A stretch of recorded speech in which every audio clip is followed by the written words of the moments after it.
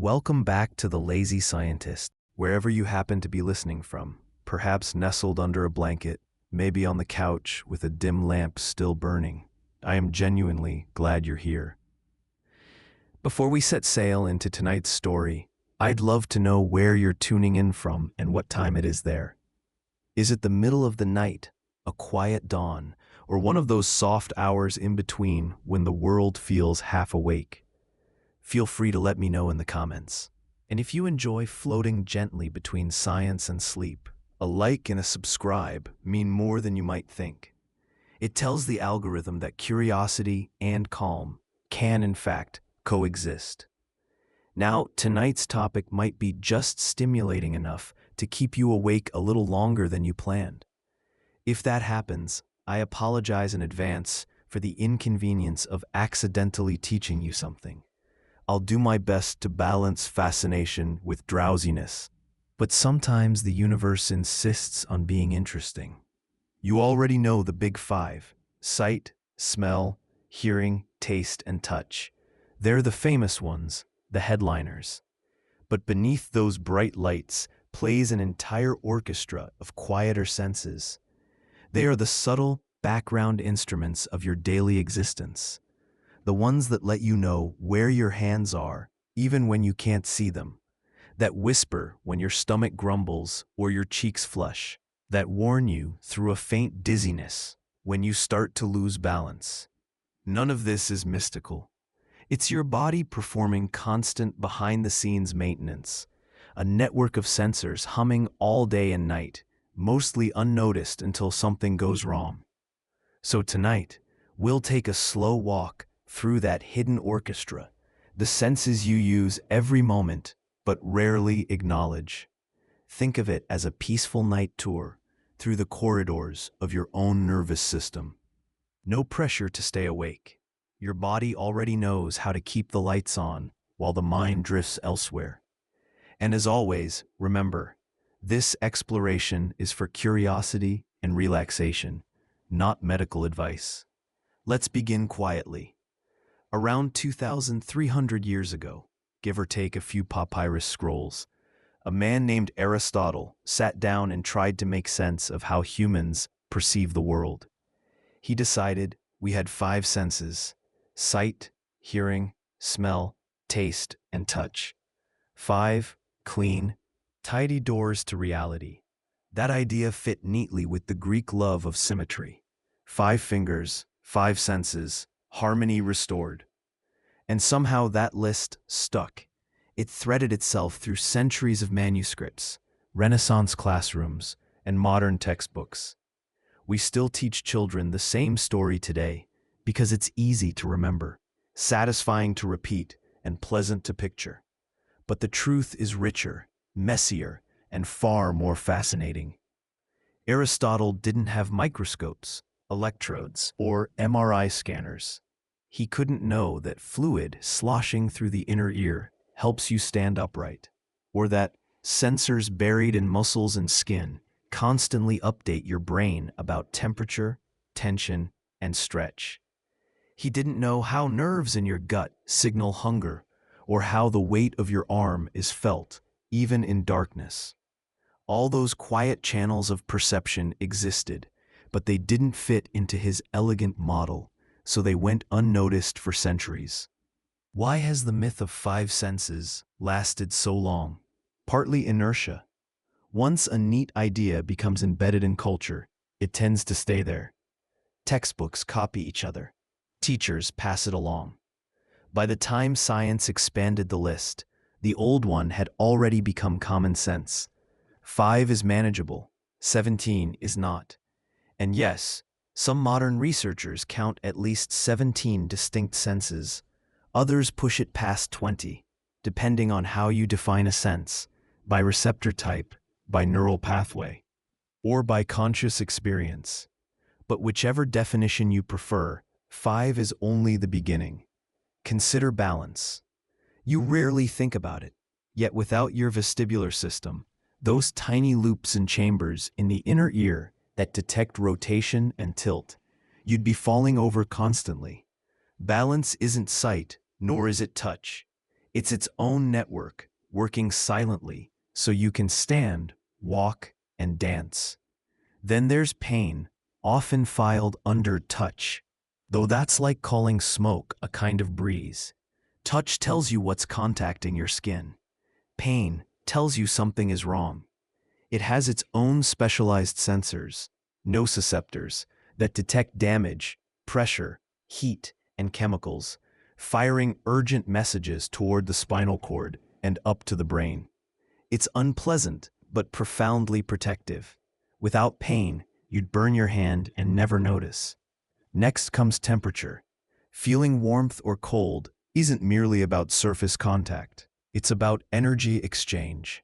Your skin houses thermoreceptors tuned to subtle shifts, while internal sensors gauge the body's core. That shiver crawling down your spine, another sense at work. Then there's stretch, tiny receptors in muscles and tendons that measure tension and length. They prevent overextension, coordinate movement, and let you reach for the top shelf without tearing something vital. You can thank them for nearly every graceful motion you make.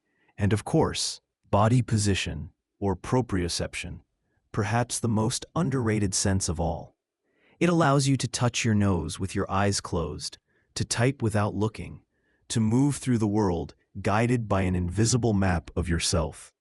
Receptors hidden deep in muscles and joints send constant updates to your brain, refreshing your internal body map in real time. Lose that feedback, and every movement becomes conscious effort, like piloting a puppet with tangled strings. Lastly, there's interoception, the awareness of your internal landscape. Hunger, thirst, heartbeat, bladder pressure, the urge to sigh. These signals flow through nerves to your brain, giving you a live readout of your internal state. They don't show up on your skin or tongue, but they shape everything from survival to emotion. When you add it all up, the five senses feel more like a highlight reel than a full documentary. These hidden senses are the backstage crew keeping you alive, balanced and emotionally steady. Some don't even enter awareness until disrupted. You don't notice balance until you're dizzy. You don't think about proprioception until you misjudge a step.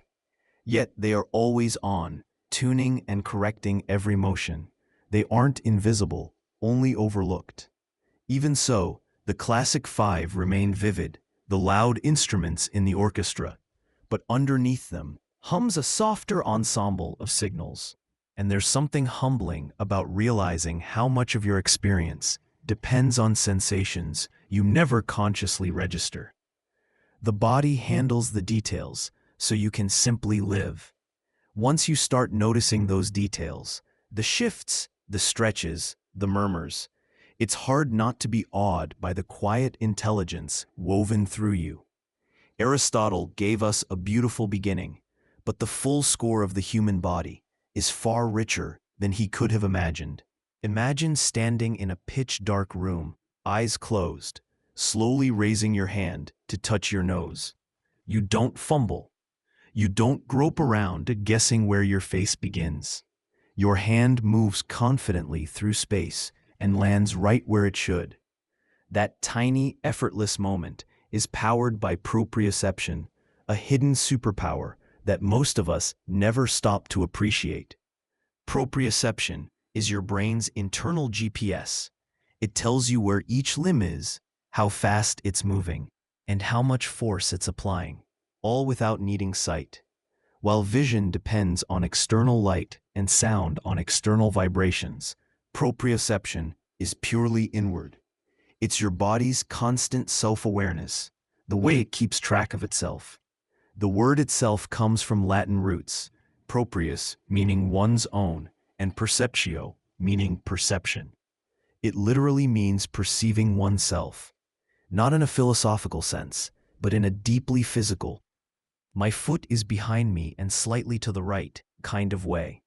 If you've never thought about it before, that's because it runs so smoothly. It's always on, feeding your brain real-time updates about posture and motion. You don't plan how to bend your knee before each step, or consciously calculate the grip pressure on a mug. You just do it. Unless something goes wrong, proprioception remains invisible. Inside your body lives an intricate array of sensors. Muscle spindles that detect stretch, Golgi tendon organs that gauge tension. They send streams of information up the spinal cord to the cerebellum, the brain's movement maestro. Picture a backstage crew of engineers constantly recalibrating your performance so every gesture feels smooth. That's proprioception at work. You can test it right now. Close your eyes and press your fingertips together. Walk through a familiar hallway in the dark without colliding with the walls. Type without looking. Scratch an itch between your shoulders. Every one of those acts is a triumph of spatial self-knowledge. Even when you stumble, tripping on a step or knocking your elbow against a doorframe, you're brushing against the limits of this inner mapping system. Some creatures seem to have mastered it entirely. Watch a cat leap from a counter to a narrow windowsill, tail flicking for balance, landing with perfect poise. That's proprioception tuned to perfection. Meanwhile, humans stub their toes on coffee tables that have lived in the same spot for years. We're works in progress. But lose this sense altogether and the world becomes surreal. There's a real documented case of a man named Ian Waterman, who, after a viral infection, lost all proprioceptive feedback from the neck down. He could no longer feel where his limbs were unless he watched them. Walking required deliberate visual control. Every button fastened. Every step taken demanded conscious calculation. He had to rebuild movement by substituting sight for sensation.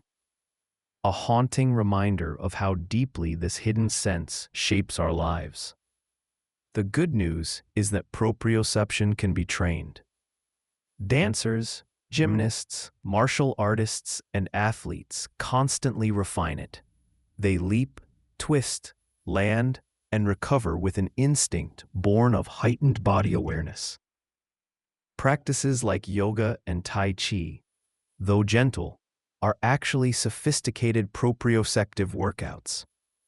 Each pose a dialogue between muscle feedback and equilibrium.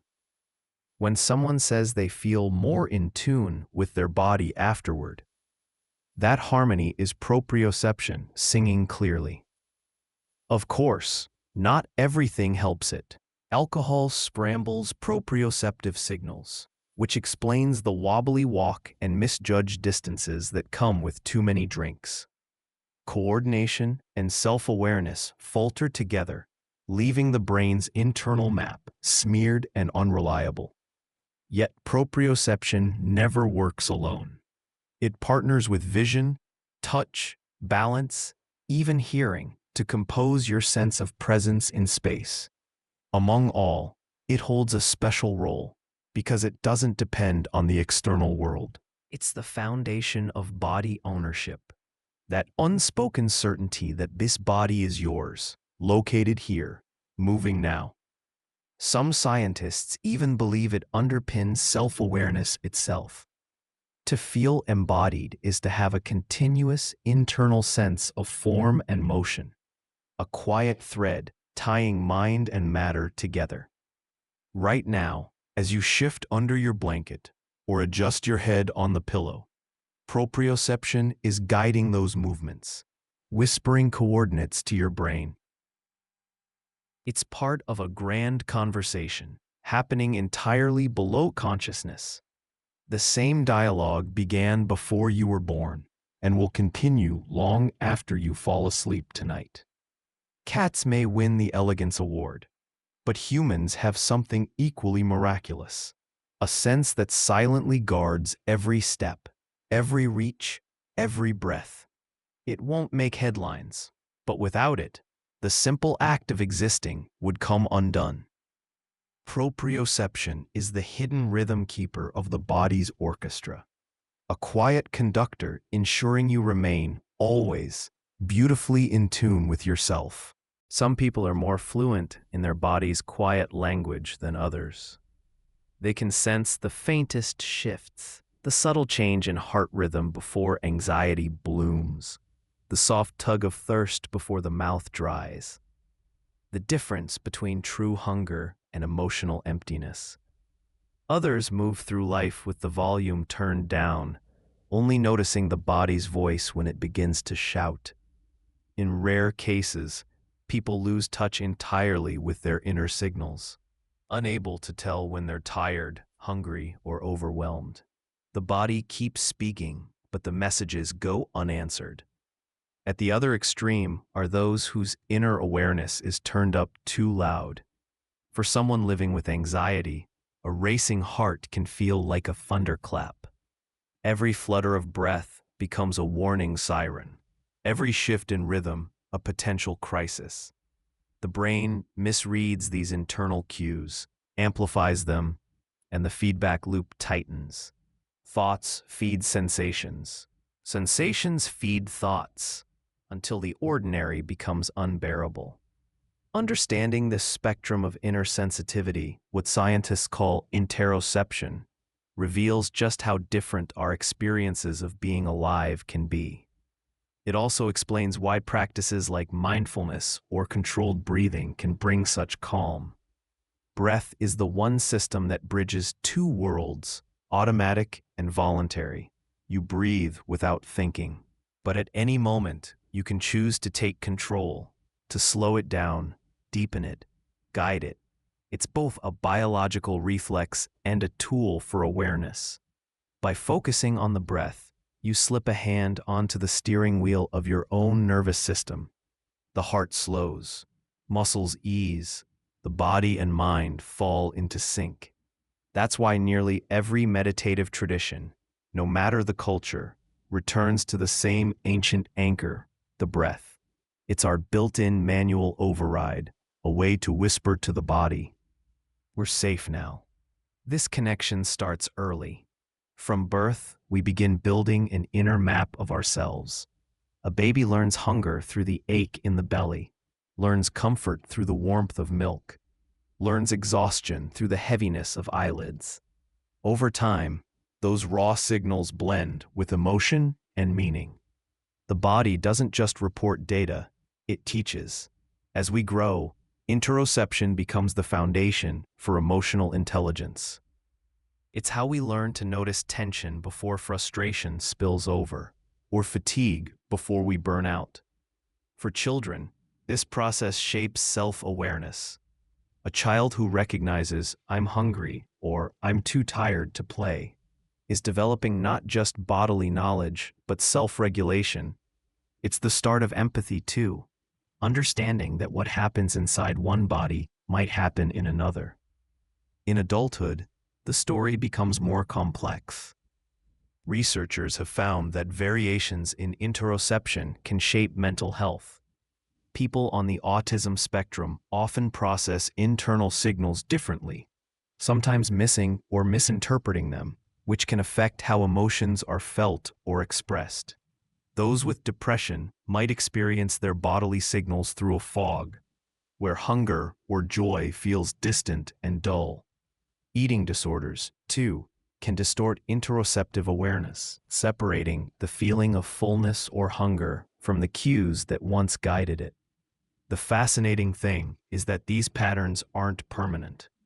Interoception can be retrained through gentle awareness, through breathing, through noticing without judgment. People can rebuild their inner dialogue.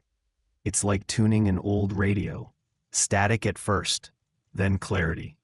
Even without any medical concern, cultivating this sense can be quietly transformative. It's the art of checking in with yourself, not through thought, but through feeling.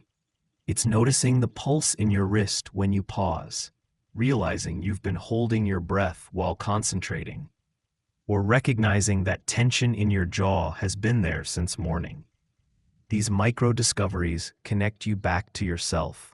They're reminders that beneath the thinking mind is an ancient intelligence humming away, patient and precise. You might sit perfectly still and assume nothing is happening. Yet inside you, 1,000 systems are dancing in perfect synchronization. The balance between blood pressure and gravity, oxygen and carbon dioxide, muscle tone and posture, all held steady by signals you never notice. It's like listening to an orchestra that never stops playing, even when you sleep. Among the many instruments in that orchestra, one of the most elegant resides deep inside your ears. Two small, coiled labyrinths of bone and fluid, working constantly to keep you upright. You probably don't think about them often, unless, of course, something goes wrong. These little engineers are part of your vestibular system, the hidden sense of balance and spatial orientation. Without them, walking a straight line would be an Olympic event, and standing on one foot would feel like sorcery. The vestibular system is astonishing in its simplicity. Picture 3 tiny curved tubes inside each ear, arranged roughly like the rings of a gyroscope. These are the semicircular canals, each aligned to detect movement in one of 3 directions: nodding, shaking, and tilting. They're filled with a delicate fluid called endolymph and lined with microscopic hair cells. When your head moves, the fluid lags slightly behind, bending those hair cells and sending a message to your brain: we're turning. That's how you know which way you're moving, even in total darkness. Complementing them are the otolith organs, the utricle and saccule. These tiny chambers hold minuscule crystals suspended in a gel-like fluid.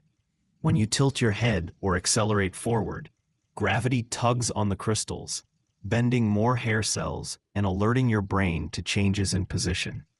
It's a 3-dimensional compass made of liquid and stone, powered by physics and biology in perfect harmony. Together, these systems give your brain a constant stream of orientation data. Even when you're sitting still, they're quietly reporting, keeping you stable without effort. Every time you nod, lean, stretch, or roll over in bed, those microscopic sensors are hard at work, syncing with your eyes and muscles to make sure the world feels still. But when the system falters, the world tilts. Spin in circles as a child and you'll feel it, the dizzy aftermath, the strange continuation of motion after stopping. That's your vestibular fluid still sloshing around, sending messages your eyes no longer agree with. The brain, ever dramatic, interprets the contradiction as chaos. We're spinning. It's the same conflict that fuels motion sickness. Your inner ear feels motion your eyes don't see. The brain, confused and cautious, decides something must be wrong. Historically, that something might have been poison. So it responds by making you nauseous, just in case. Oddly enough, looking out the window of a moving car can cure that sensation. When your eyes confirm the motion your inner ear detects, the signals realign, and the brain relaxes. Agreement is restored. The orchestra retunes. Sometimes, though, that harmony doesn't come back right away. When those inner ear crystals wander out of place, they can drift into one of the semicircular canals and trigger a dizzying condition called benign paroxysmal positional vertigo, BPPV for short. It sounds complicated, but it's really just physics gone rogue. You roll over in bed, and suddenly it feels as though the entire room is spinning. It's disorienting, nauseating, and almost comically unfair. Yet the fix is oddly graceful. Doctors perform gentle head movements, maneuvers designed to coax the crystals back home, like calming snowflakes in a shaken globe until they settle where they belong again. Other times, inflammation in the inner ear or nerve can throw the system off entirely. Vestibular neuritis, for example, can strike without warning, leaving a person unable to stand without the world pitching around them. It's exhausting, both physically and mentally, to have the ground itself betray you. But even then, the body does what it always does. It learns, compensates, recalibrates. With time, the brain rewires itself to trust new signals, proving again just how astonishingly adaptable it is. Most of us never think about balance until it slips away. Yet it's quietly involved in everything, reaching for a mug, turning your head toward a sound, even just sitting upright right now. When you're still, tiny muscles adjust continuously to counteract gravity. When you move, your inner ear predicts and corrects in fractions of a second. Without this intricate feedback system, even the smallest step would feel like walking on shifting sand. Some people take this invisible skill to remarkable levels. Acrobats, ballet dancers, tightrope walkers, they all train their vestibular sense like an athlete trains muscle. The same goes for astronauts, who must adapt to a universe where up and down lose all meaning. In space, gravity no longer anchors those tiny ear crystals, and the brain has to reinterpret motion itself. The first few days are rough, nausea, disorientation, but soon enough, the brain rewrites its rules. Balance, it turns out, isn't a fixed talent. It's a flexible one. Even here on Earth, you can refine it. Practices like yoga, tai chi, or simple balance exercises do more than strengthen muscles. They fine-tune your internal compass. Every slow shift of weight, every moment spent standing on one leg, trains your brain to listen more clearly to those whispers of orientation. Over time, it learns to trust the signals, to steady the ship even when the waves rise. There's something poetic about that. Balance is never about freezing in place. It's about constant motion, constant correction. You don't stay upright because you're still. You stay upright because you're always falling, just enough to catch yourself again. It's a dance between gravity and grace, guided by a sense most of us never think to thank. And while your ears handle much of that hidden choreography, they're not the only ones in conversation with the brain. The muscles join in, chattering away in their own language of tension and release.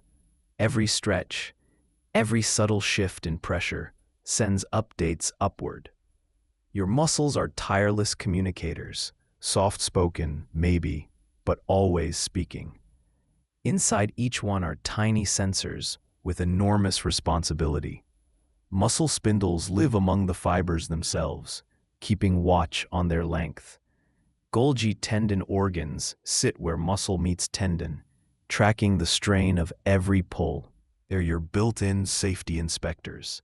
When you reach too far or push too hard, they whisper to the brain, and the brain whispers back, ease off. Imagine reaching overhead for a high shelf. As your arm extends, muscle spindles stretch and report in. The brain checks the numbers and adjusts your posture before you even notice. If the stretch becomes too sharp, a reflex contraction fires to protect you. That familiar knee-jerk reaction doctors test. It's that very system in action, a split-second conversation between muscle and nerve. Meanwhile, the Golgi tendon organs keep an eye on tension, ensuring you don't pull your own strength apart. When the strain gets too high, they tell the muscle to relax, to back down before damage occurs.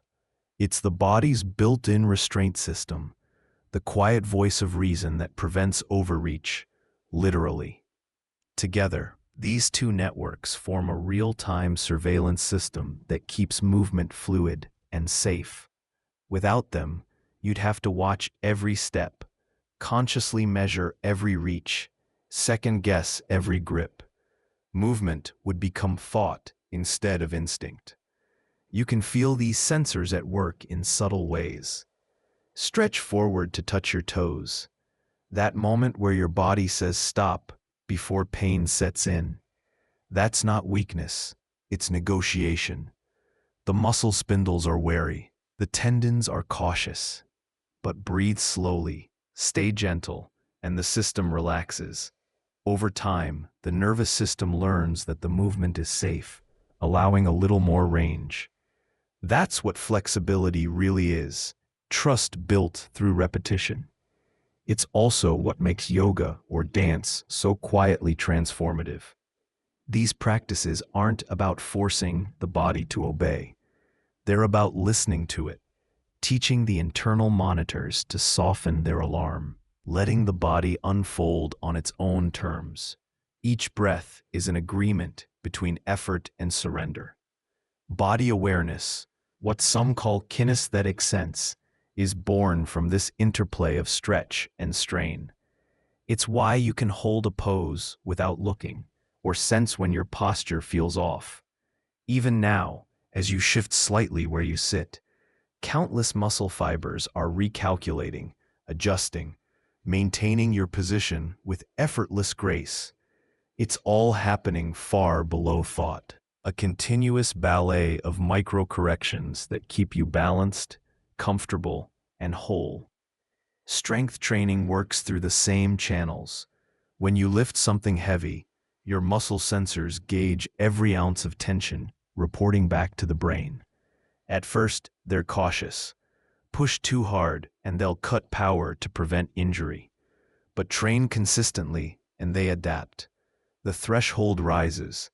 The body learns it's safe to go further. You don't just build muscle. You build confidence within your own feedback systems. Even emotion threads its way into this network. Stress tightens the shoulders. Fear locks the jaw. Calm softens everything. These aren't metaphors. They're muscular facts. Every feeling has a posture, and your stretch receptors record it.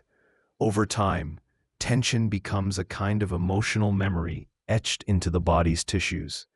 That's why stretching feels so good, not just physically, but mentally. When you yawn and reach your arms overhead, you're not just moving muscle. You're reminding your nervous system that space exists, that release is possible. It's a quiet conversation of reassurance. I'm still here, and everything's okay. Even the smallest actions, rolling over in bed, reaching for a glass of water, curling your toes, are guided by this constant stream of feedback. Every movement, from the most powerful leap to the laziest stretch, is orchestrated by sensors whispering about tension, length, balance, and safety. The fact that it all works so seamlessly is nothing short of miraculous. We rarely notice this conversation between brain and body. It hums beneath our awareness, shaping every gesture, every sigh. But if you pause, breathe, and simply notice the way your shoulders rise and fall, the way your weight shifts against the chair, you can almost hear it. The soft dialogue between effort and ease, motion and stillness. A conversation that's been happening since long before you knew the word for it. And in that quiet communication lies one of the body's greatest forms of wisdom, a self-regulating intelligence that doesn't need to be told what to do. It simply knows, patient, responsive, and endlessly graceful. It keeps you balanced between movement and rest, chaos and calm, always guiding you toward equilibrium. Even pain, for all its bad reputation, isn't just a sensation to be escaped. It's a sense, an entire sensory system as vital as sight or sound.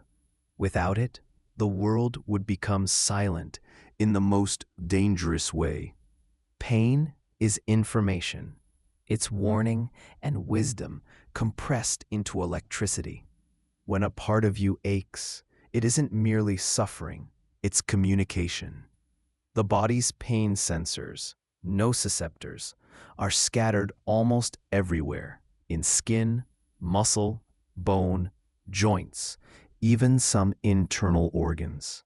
They're tuned like smoke alarms, indifferent to mild changes, but fierce when danger appears. They don't notice a gentle breeze or a warm mug, but expose them to fire, frost, or crushing pressure, and they cry out instantly. Some nociceptors specialize in sharp, stabbing pain, others in burning heat or corrosive chemicals released during inflammation. Together, they form a vigilant surveillance system wired straight into the spinal cord and up to the brain, where their signals become that unmistakable ouch. It's tempting to think pain is simple. Touch something hot, feel it, pull away. But in truth, it's one of the brain's most flexible interpretations. Context, mood, and memory bend it. Two people with the same wound might describe completely different levels of agony. Even one person, in two different moments, can feel the same injury as unbearable one day and barely noticeable the next. Soldiers in battle have been known to walk on broken limbs without realizing it until the fight is over. The mind suspends the warning to prioritize survival, letting pain arrive only once safety returns. This adaptability is what makes pain both mysterious and merciful. It's not a static measurement, it's a sliding scale that responds to circumstance. The brain doesn't just record tissue damage, it judges meaning. Scientists tend to separate pain into two main categories. Acute pain is immediate and instructive. It arrives like a fire alarm, points clearly to the source, and fades once the danger is gone. Stub a toe, cut a finger, pull a muscle. It hurts for a reason, and the reason passes. It's evolutionary training. Don't touch the fire again. Chronic pain is a different story. It lingers long after the smoke clears, often without an obvious cause. The nerves keep ringing the alarm when there's no fire left. Sometimes it begins with injury, sometimes with inflammation, sometimes with nothing at all. Over time, the brain's wiring changes, turning the signal itself into a habit. The pain becomes its own condition, self-sustaining, relentless, and exhausting. Perhaps the most frustrating part is how inconsistent pain can be. A paper cut can sting like betrayal, while a broken bone might feel oddly dull. That's partly because nerve endings aren't evenly distributed. Your fingertips, lips, and face are crammed with receptors. Your back and thighs are sparse by comparison. So a small injury in a sensitive zone can eclipse a large one elsewhere. It's why a paper cut feels epic and why a kiss on a scrape helps. The pain map is dense where touch and comfort often overlap. But pain isn't confined to flesh. The same neural regions that register physical pain, especially the anterior cingulate cortex, also light up during social rejection, grief, or heartbreak. When you say a breakup hurts, the brain agrees. Emotional pain and physical pain share circuitry. To the brain, suffering is suffering, whether it comes from a burn or a goodbye. Then there are those rare lives without pain at all. Congenital insensitivity to pain sounds like a gift from mythology.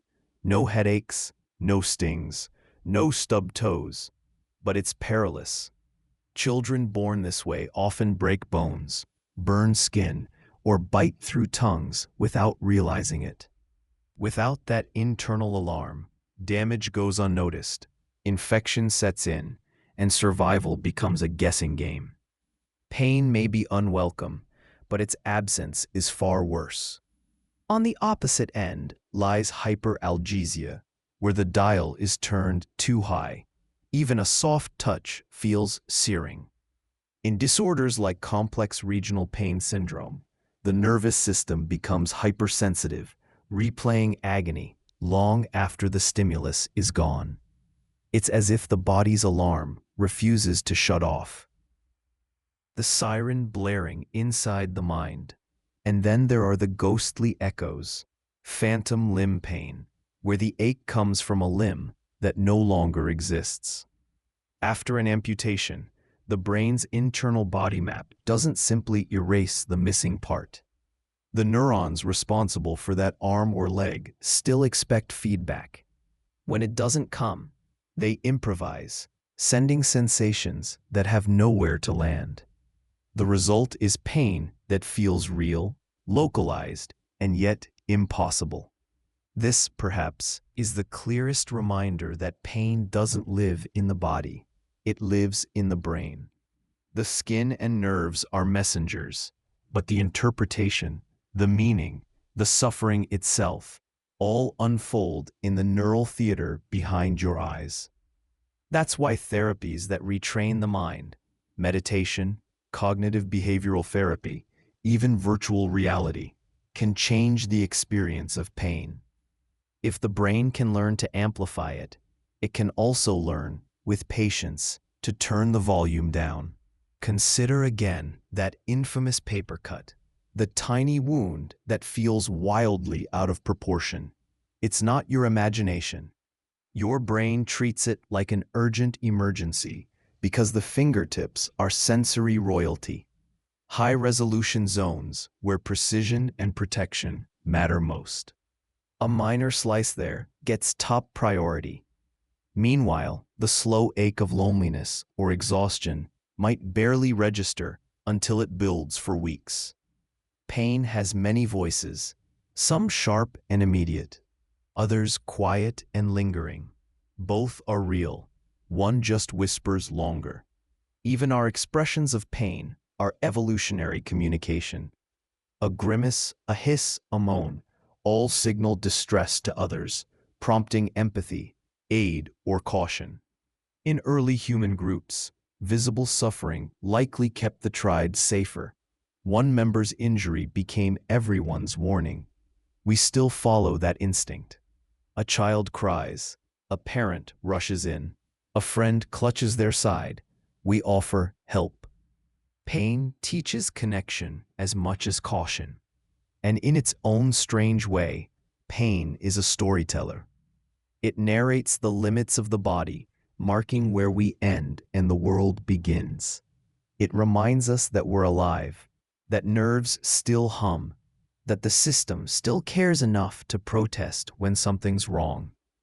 Even the smallest sting is proof of participation in life's fragile machinery. But beyond heat and ache and injury, there's another kind of awareness, one that measures the world not in damage but in temperature. It's the difference between the warmth of a mug and the chill of night air, between comfort and caution. The body listens to temperature with the same sophistication it gives to light or sound, using sensors woven through skin and blood. This is thermoception, the quiet sense that tells you when to reach for a sweater or seek shade.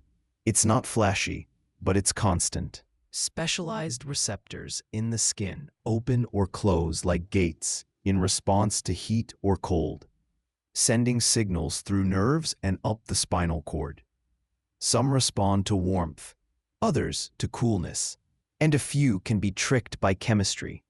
Menthol fooling the cold receptors, chili peppers convincing the brain it's on fire. The world's temperature, it turns out, is as much illusion as measurement, a collaboration between physics and perception. The story of temperature begins at the surface, but it runs deep. Your skin is studded with thermal receptors, tiny biological thermometers that respond to even the slightest change. When they sense warmth, they send one kind of signal. When they sense cold, they send another. The brain translates this flurry of electrical activity into feeling, crafting the difference between comfort and warning. But temperature isn't just a local report. It's a conversation between body and brain. Deep within your skull, the hypothalamus acts as a thermostat, constantly comparing sensory input with your internal ideal of about 37 degrees Celsius. If you get too warm, your body sweats to release heat. Too cold, and you shiver to generate it. It's an elegant feedback system honed over millions of years, balancing energy, protection, and survival. Not all parts of you feel temperature equally. Your hands, face, and feet, those brave, exposed scouts, are far more sensitive than your back or thighs. They act as early warning stations, alerting you long before your core is threatened. And when cold does creep in, the body makes hard choices. Blood vessels constrict in your extremities to preserve heat for your organs. Fingers and toes go numb so the heart can keep beating. It's not fair, but it's effective. This is why a chill can feel sharper than it really is. Step from a hot shower into a cool room, and the air suddenly feels arctic. The contrast fools your receptors. Temperature, like pain, is relative. The body doesn't measure absolutes, it measures change. It's constantly recalibrating, comparing the now to a few moments ago, adjusting its expectations. That's why a cool breeze on a hot day feels divine, and the same breeze on a cold morning feels cruel. Thermoception shapes more than comfort. It shapes behavior. It tells you when to seek shelter, when to light a fire, when to dive into a lake, or wrap yourself in a blanket. For early humans, that sensitivity was survival itself. A drop in air temperature could signal an approaching storm. Rising heat could mean dehydration ahead.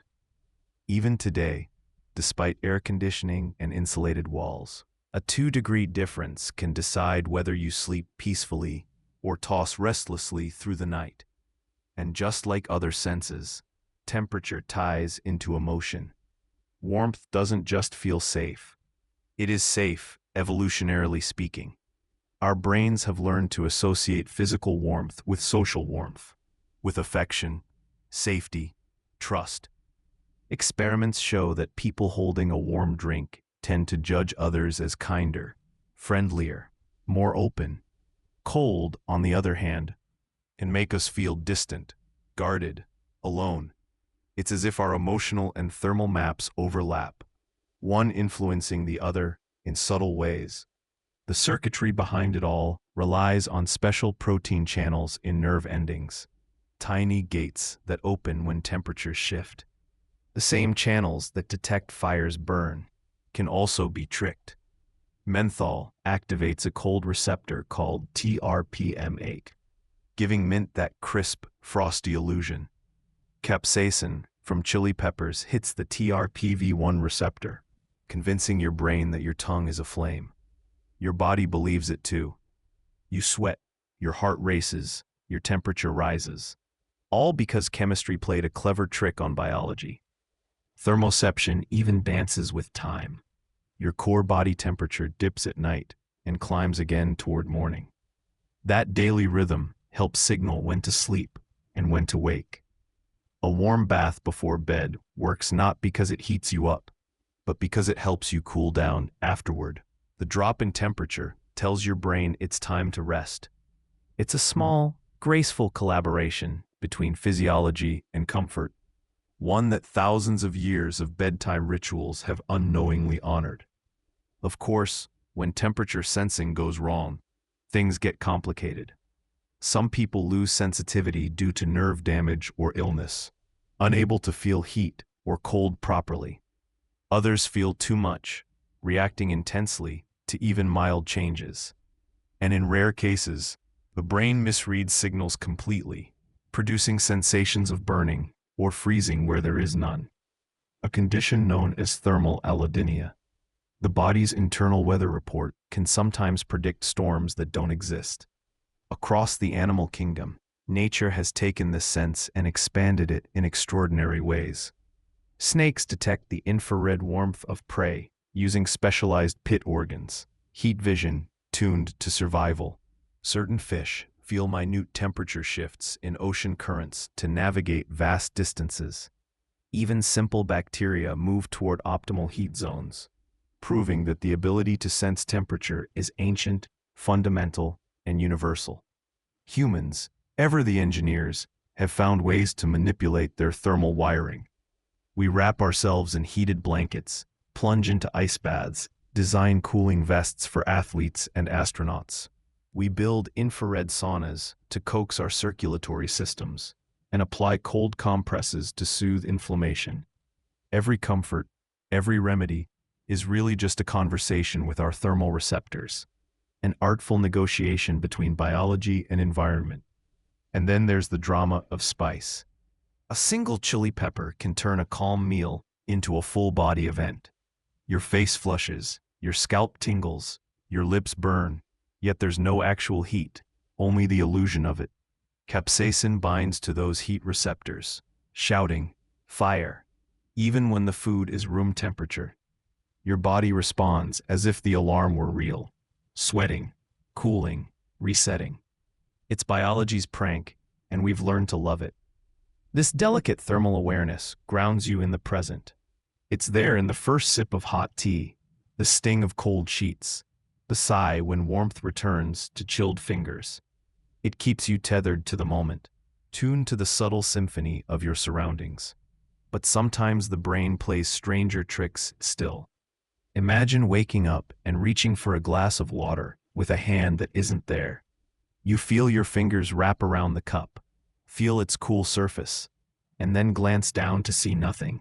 No hand, no wrist, no arm. Just space. That is the haunting world of phantom limbs, where the body's map refuses to forget. For most amputees, the sensations of the missing limb are not faint echoes. They are vivid and persistent. An itch on a non-existent foot, the curl of fingers that no longer exist, the ache of a clenched fist that can't relax. It's the brain's way of keeping old coordinates alive. Inside your head lies a detailed model of your body, called the body schema. It's not static. It updates constantly through sensory feedback. But when a limb is lost, the map lingers. The neurons responsible for that region of the body don't retire. They keep firing, waiting for news that will never arrive. Deprived of input, they begin to improvise, sending phantom signals that the brain interprets as real. The result is sensation, sometimes neutral, sometimes painful, radiating from nowhere. It's like static on a disconnected line. The signal persists even after the device is gone. Yet the brain, ever resourceful, fills the silence with its best guess. Sometimes the phantom hand feels twisted or frozen in place. Sometimes it moves freely, shadowing the gestures of its real counterpart. The illusion can be distressing, even maddening, but it also reveals the incredible flexibility of the brain's internal model. When neurons lose their usual input, they don't simply fade, they rewire. Neighboring brain areas start to invade the unused space, a process called cortical remapping. That's why touching someone's face can sometimes trigger sensations in their phantom hand. The facial region has expanded into the territory once occupied by the missing limb. The borders of the self, it seems, are drawn in sand, not stone. To quiet this internal confusion, scientists devised a simple yet brilliant trick called mirror therapy. The person places their intact limb before a mirror, creating the illusion of two symmetrical arms or legs. When they move the real one, the reflection shows the missing one moving too. For the brain, that's enough. It sees motion, believes the phantom is free, and often, remarkably, the pain eases. A reflection soothes a ghost. Phantom limbs remind us how deeply our sense of self is woven into the body. We don't just inhabit flesh, we inhabit an idea of flesh, an internal geography that persists even when the land itself is gone. Pain, warmth, touch, movement, all of it depends on the brain's fragile, miraculous storytelling. The body ends where the skin meets the air, but in the mind, it continues endlessly, reaching, sensing, remembering. It's astonishing to realize that so much of what you call balance and movement depends on senses you rarely notice. Beneath every steady step, there's a symphony of coordination playing in silence. Your muscles stretch and contract. Your joints whisper to your brain, and deep inside your head, two tiny chambers filled with fluid help keep you upright. You don't command them. You don't even think about them. They just do their job, guiding you through space like invisible hands on your shoulders. That hidden pair of organs, curled deep within each inner ear, form your vestibular system, the master of orientation and balance. Without it, even sitting still could feel like floating in a storm. Inside these labyrinthine structures are 3 semicircular canals and 2 otolith organs, each with their own task. The canals detect rotation, nodding yes, shaking no, or tilting your head in curiosity. The otoliths detect linear motion, moving forward, backward, or simply leaning sideways. Each canal is filled with a delicate fluid called endolymph and lined with hair cells so fine they make spider silk look thick. When you move your head, the fluid lags behind for just a fraction of a second, bending those hairs. That microscopic bend sends electrical signals to the brain, translating motion into sensation. It's how your mind knows you've turned, tilted, or spun. It's your inner horizon, forever recalibrating as you move through the world. Meanwhile, the otolith organs, the utricle and the saccule, contain small crystals called otoconia, suspended in a gel-like fluid. When you accelerate or tip your head, gravity nudges those crystals, bending nearby hairs and sending the message upward. We're moving. It's a beautifully simple, profoundly reliable system. Every time you walk, jump, dance, or even look down at your phone, those tiny crystals tumble and realign, whispering to your brain about the position of your body. And then, of course, there's what happens when it all goes wrong. Spin too fast, and the fluid keeps moving long after you stop. The world seems to whirl. Your eyes dart side to side, trying to anchor reality, but your vestibular system insists you're still spinning. The result is dizziness, that familiar, disorienting blur of motion where up and down momentarily lose meaning. Children find it hilarious. Adults, less so. But what you're feeling is the lag of physics inside your own skull. When the signals from your eyes and ears disagree, the brain enters a small crisis. Imagine reading in a moving car. Your eyes see stillness on the page, but your inner ear feels every twist and turn of the road. The brain, confused, interprets the mismatch as a potential toxin, a hallucinogen perhaps, and triggers nausea to purge it. That's motion sickness in a nutshell. Your body's well-intentioned but overzealous attempt at safety. Sometimes the confusion lasts longer. Tiny crystals in the otolith organs can slip into the semicircular canals where they don't belong, throwing off the system's calibration. The condition, called benign paroxysmal positional vertigo, BPPV for short, can make lying down or rolling over in bed feel like the room has decided to spin. The cure, ironically, is movement, specific head tilts and rotations that coax the crystals back into place. A gentle shake of the snow globe until equilibrium returns. The vestibular system doesn't work alone. It constantly cross-checks with proprioception, the body's sense of position, and with vision, forming a 3-part alliance. Close your eyes while standing on one leg, and you'll feel that alliance weaken. The body sways slightly, compensating through the ears and joints.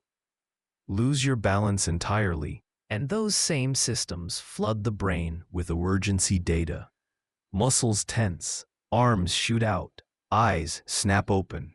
The collaboration between these senses happens faster than thought. It's instinct, engineered for survival. When illness or injury disrupts the vestibular system, the world itself can seem to tilt. Some people experience persistent vertigo, a sickening spin that won't stop. Others feel detached from motion entirely, as if walking through a dream. Astronauts know this feeling all too well. In microgravity, the otoliths have nothing to push against.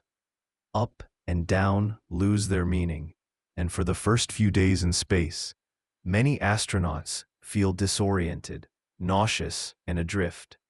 But even there, the brain adapts. It learns to reinterpret motion cues, building a new sense of balance fit for orbit. Down on Earth, you can train it too.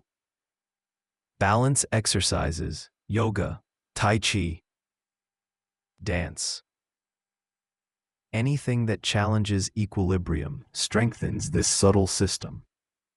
It's not just physical training, it's sensory education.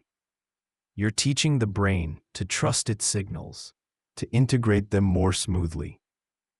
Each wobble, each moment of regained balance is the nervous system learning the rhythm of stability. It's remarkable how little credit we give this sense. We celebrate sight for its color, hearing for its music, touch for its comfort. But balance, quiet, unassuming balance, is the foundation of it all. Constant balance is what makes all of them usable.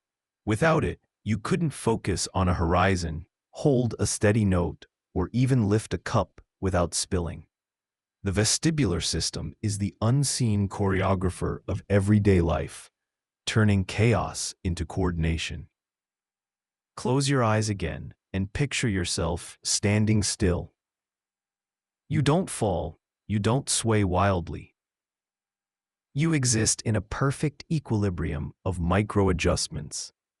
Muscles tighten and release in tiny counterpoints. Though closed, still make subtle motions to stabilize the inner sense of space.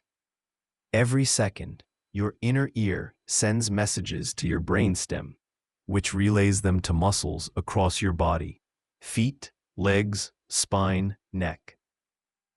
Balance isn't a state, it's an ongoing conversation. Even rest depends on it. The feeling of lying down, of letting gravity cradle you, is interpreted through vestibular calm. When the system quiets, so does the mind. That's why rocking, swaying, or gentle spinning can lull babies, and sometimes adults, to sleep. It's motion interpreted as safety, rhythm interpreted as peace.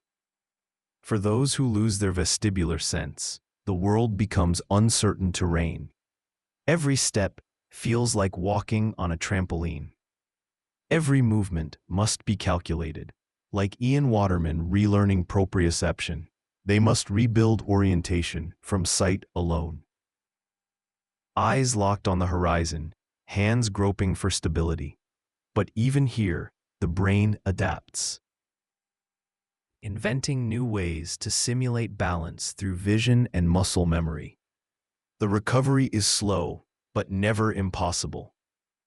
Your vestibular system works without applause, forever hidden behind the eardrum's curtain.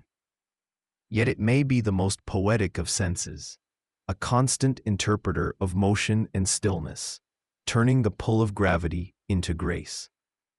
It tells you where you are in the world, not through sight or sound, but through an eternal dialogue between liquid, hair, and nerve.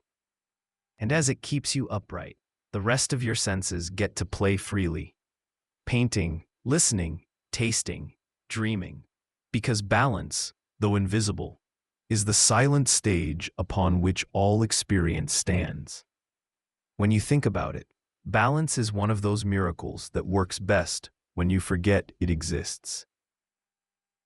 The very act of walking, sitting, or turning your head depends on thousands of tiny adjustments happening faster than thought.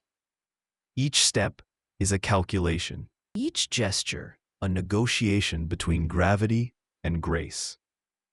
The brain listens to the inner ear, cross-checks with the eyes, and adjusts the tension in your ankles, hips, and spine, all without asking your permission. You simply move. This orchestration begins almost as soon as you're born.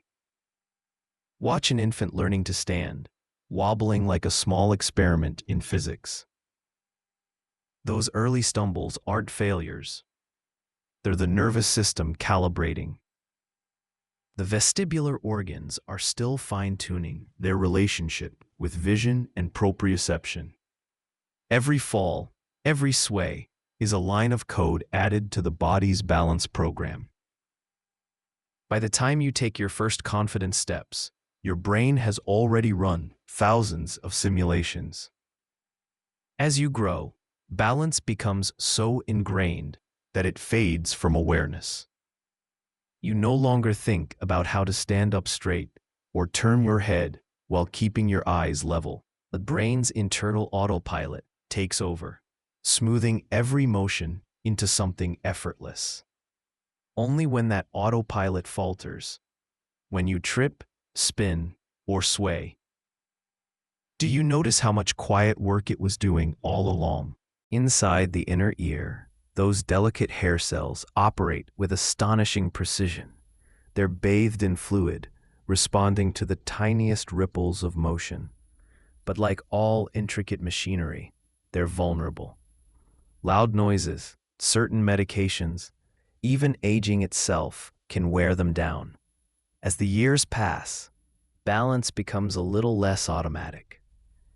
That slight unsteadiness when standing up quickly, that momentary sway on uneven ground, it's your vestibular system asking for a bit more help from your eyes and muscles. And yet, even with age, the body adapts.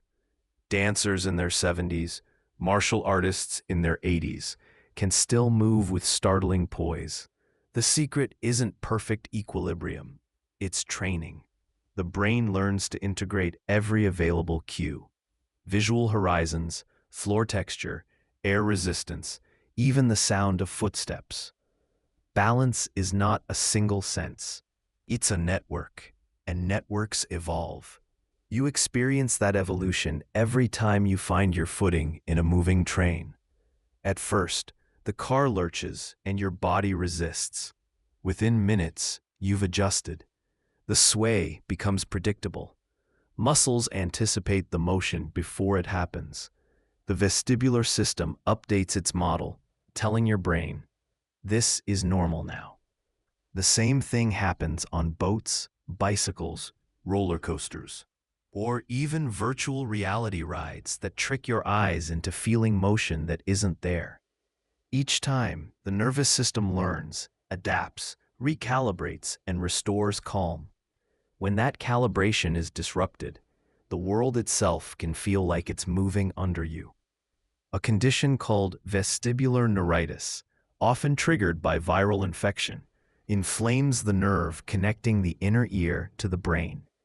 The result is sudden vertigo, so intense that standing becomes impossible. The room spins, the stomach rebels, and the only solution is stillness. Yet even here, the body heals by learning.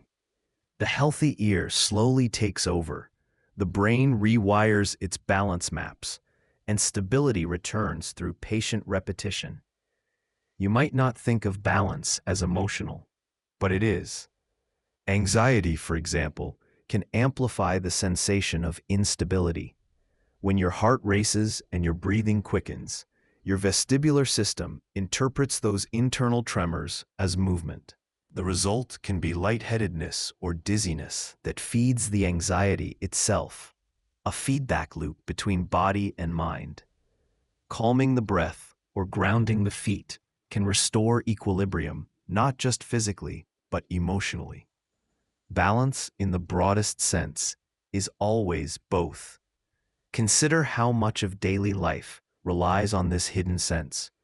Athletes depend on it for precision. Pilots train to trust it when visual cues vanish in clouds. Dancers refine it into art, balancing on a single point as the world spins around them.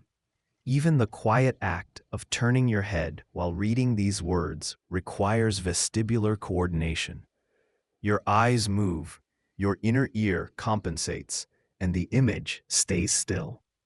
That steady gaze you take for granted is a duet between seeing and sensing motion.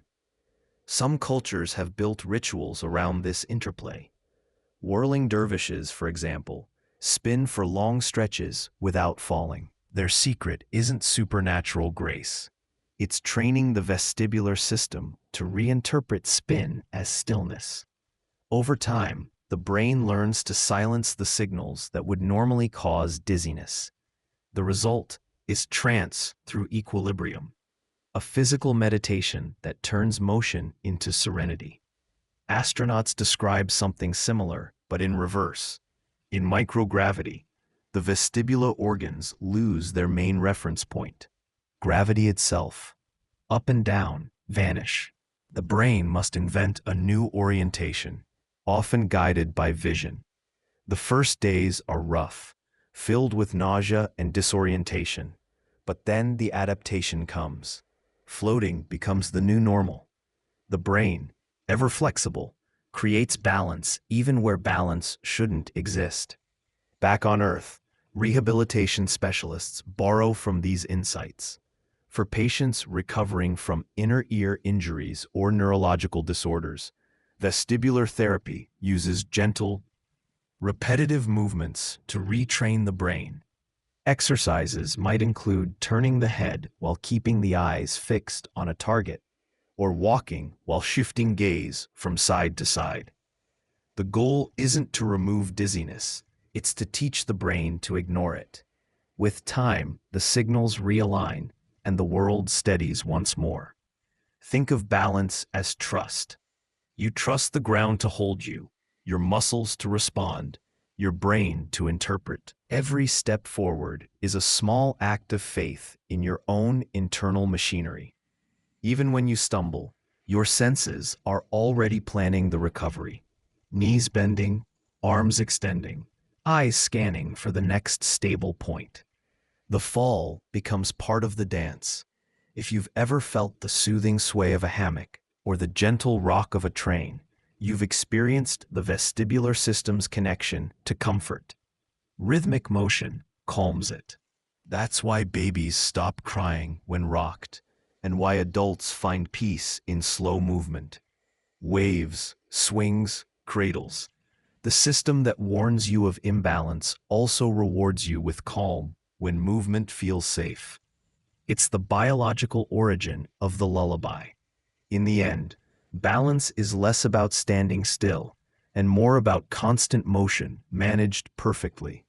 It's your body's way of answering gravity with grace, of turning instability into flow. The vestibular system never stops negotiating with the world, making sure you remain grounded even as everything else moves. So the next time you catch yourself steadying after a stumble, or finding your rhythm in the motion of a bus, remember that there's a quiet intelligence inside your ears doing the math of survival. It's fluid and hair and nerve, translating chaos into poise. And while sight may let you admire the world, and hearing may fill it with sound, it's balance that lets you stay long enough to enjoy either. It's easy to forget that beneath every graceful gesture or effortless step is a complex web of signals, loops, and invisible calculations. The brain, the muscles, and the senses are constantly exchanging information, adjusting tension and timing so seamlessly that it feels like magic. Each time you walk across a room or reach for a cup, hundreds of small corrections happen in fractions of a second. Muscles stretch and contract, joints shift their angles, and the brain keeps a running tally of it all, balancing precision with ease. You don't have to think about any of it, which is exactly why it feels natural. The real wonder lies in how perfectly automatic the entire process is. Ian Waterman's story lingers in the background as a reminder of how fragile that harmony can be. His world changed the moment his body stopped reporting its own position. And suddenly, the effortless became impossible. The simple act of lifting a hand, turned into an exercise in faith. He had to rebuild movement from sight alone. Yet in his struggle lies a message for everyone else, that even the smallest motion is an extraordinary feat of coordination. We are built to move, to stretch and turn, to sense our limits and our strength without needing permission from thought. Each gesture is a quiet masterpiece. That silent choreography is guided by one of our most underrated senses, proprioception. It's the internal compass that tells you where your limbs are without looking. It's why you can touch your nose with your eyes closed or walk through a dark hallway without crashing into the walls.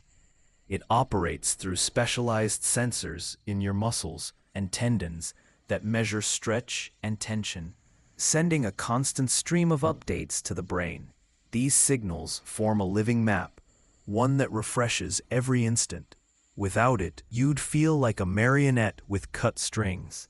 What's striking is how this map blends with other senses to create the feeling of being in your body. The brain doesn't just track motion. It weaves together sight, touch, balance, and even internal signals like heartbeat or breathing. The result is the smooth, continuous awareness that you are located somewhere inside your own skin. It's such a stable illusion that we rarely question it. But like all illusions, it can be bent, warped, or briefly broken. Experiments like the rubber hand illusion show just how pliable body ownership can be. Sit someone down, hide their real hand, and stroke both it and a fake hand in perfect synchrony. Within a minute, the brain decides that the rubber version must be the real one.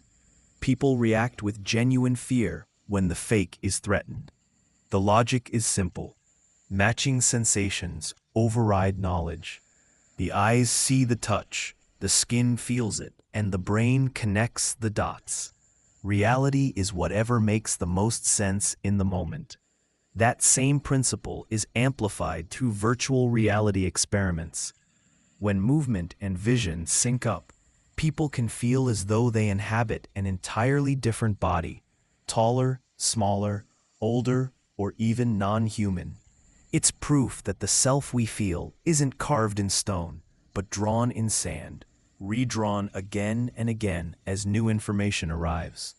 The mind doesn't simply receive the body, it negotiates it. Yet for all its flexibility, this sense of embodiment is also deeply resilient. Lose a limb, and the brain may still cling to its image, producing phantom sensations long after the body has changed. Damage the sensory nerves, and vision can step in to rebuild control. The system bends, but refuses to break. Every time you move, 1,000 feedback signals flow upward from muscle to mind and back again. They correct balance, fine-tune pressure, soften force. It's a symphony of micro-decisions that keeps you upright and oriented. Even tension, the quiet pull in your muscles when you lift, stretch, or brace, is part of that symphony. It's how your body measures its own effort. Tiny receptors inside each muscle fiber detect how hard the tissue is working and how far it's extended. That information travels through spinal circuits faster than conscious thought, letting you adjust instantly. Pull too hard, and the muscle reflexively relaxes to prevent damage. Reach a little farther, and companion muscles join in to share the load. Movement is never isolated. It's always communal. The sense of stretch and movement also feeds something larger, the experience of presence. When you dance, exercise, or simply sway to music, your proprioceptive system lights up. The rhythm becomes physical. You're not just listening, you're existing through motion. That deep, satisfying awareness of inhabiting a body is one of life's quiet pleasures, a kind of grounding we chase without even realizing it.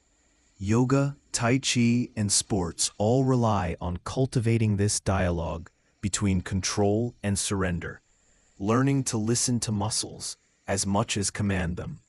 Scientists sometimes describe proprioception as the sixth sense, but it's really the foundation upon which all the others build. Vision and balance depend on it. Touch is meaningless without a body to anchor it.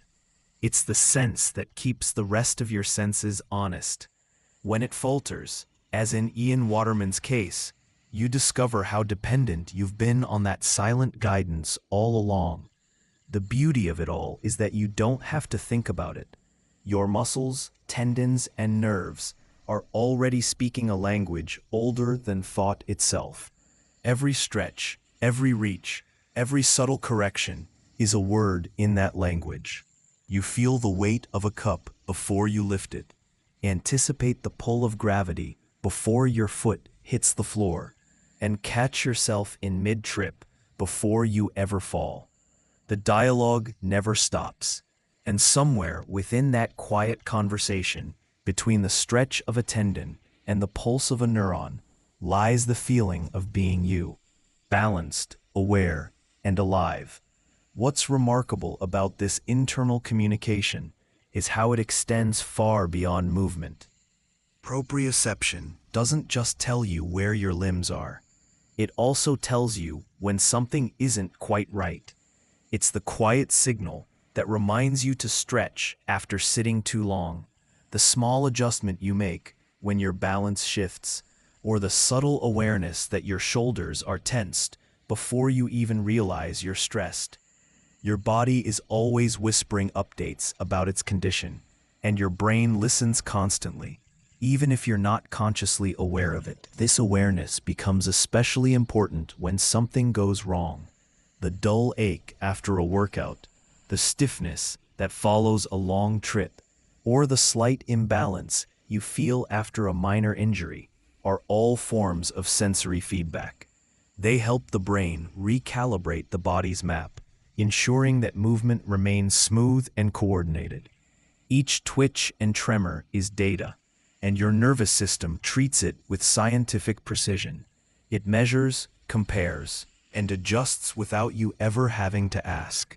But proprioception doesn't work alone. It has a close partner in another sense, interoception, the one that monitors the body's internal environment. Where proprioception keeps track of movement and posture, interoception monitors temperature, hunger, heartbeat, and internal tension. Together, they maintain equilibrium, a delicate balance between doing and being. This partnership is what gives rise to self-awareness, not as a lofty idea, but as a physical reality. You feel yourself existing because your brain is constantly receiving confirmation that you do. When that internal awareness falters, even slightly, reality feels off. People experiencing depersonalization or disconnection often describe it as though they're watching their life from a distance, detached from their body. It's not that they lose memory or logic, it's that the sensory signals that normally ground them in the present moment have dimmed. The feedback loop that says, "This is me," has gone quiet. It's a sobering reminder of how identity and sensation are intertwined. Even those without such disorders experience small glitches in body awareness. You might catch a reflection and feel momentarily surprised by your own face, or stumble in the dark and experience the brief disorientation of not knowing where your legs are. These tiny lapses reveal how constantly the brain works to sustain that seamless sense of being located in space. Lose the connection for a heartbeat, and you notice. Regain it, and everything feels right again. Philosophers have long argued about whether the self is a fixed thing or a continuous process. Neuroscience increasingly suggests the latter. The body and mind are in a constant conversation, building and rebuilding a working model of you from sensory evidence. Every heartbeat, every breath, every step is another line in that ongoing story. The you of this moment is not quite the same as the you of yesterday. Your body has shifted slightly. your perceptions have updated. Your internal signals have changed, but the narrative continues so smoothly you never feel the transitions. And nowhere is this dialogue more evident than in tension. Muscle tension is not just a mechanical phenomenon, it's an emotional one. Anxiety, anticipation, anger, and even joy leave their signatures in the way we hold our bodies. Shoulders tighten under stress, jaws clench during worry. The nervous system stores emotional states as physical postures. When the mind relaxes, the muscles follow. When the muscles release, the mind softens too. Yoga teachers and physical therapists have long known this truth intuitively. To calm the body is to calm the mind. Science has since confirmed it. It's fascinating how something as subtle as breath can recalibrate the whole system. A deep inhalation stretches intercostal muscles and expands the diaphragm. Nerve endings send signals upward, and the brain adjusts both mood and alertness in response. The act of breathing becomes both cause and consequence. You breathe to regulate your body, and your body uses that breath to regulate the brain. It's a circular rhythm that sustains you from moment to moment, a reminder that even stillness is full of motion.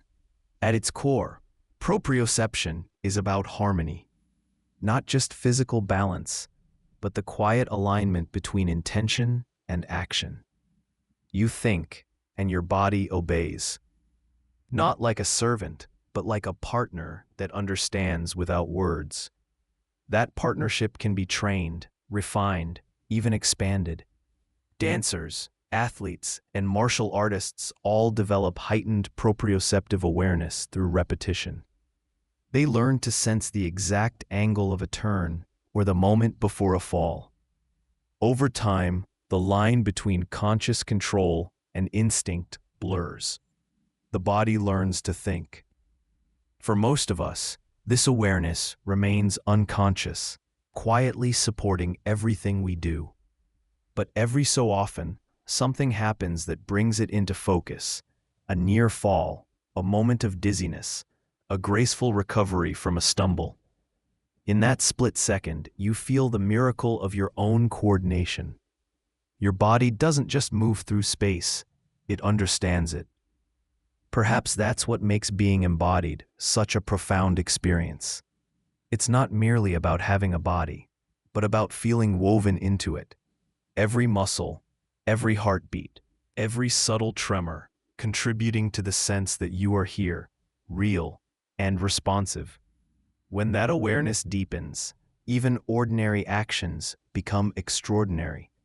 The simple act of stretching your arms or feeling the pull of gravity turns into a reminder of what it means to be alive inside a thinking, sensing machine. And somewhere between stretch and stillness, between thought and motion, you glimpse the quiet intelligence that's been guiding you all along. It's not loud or insistent. It doesn't demand attention, but it's always there, whispering through every tendon and nerve fiber. You are here, and you are whole. There's a curious elegance to the way your body monitors itself. Long before conscious thought, 1,000 tiny sensors are already whispering about pressure, warmth, strain, and balance. Yet one signal speaks louder than all the rest: pain. It's the loudest whisper in the orchestra of sensation, the alarm that breaks through every other message to make sure you pay attention. For all its reputation as a tormentor, pain isn't the villain of the story. It's the body's most loyal messenger.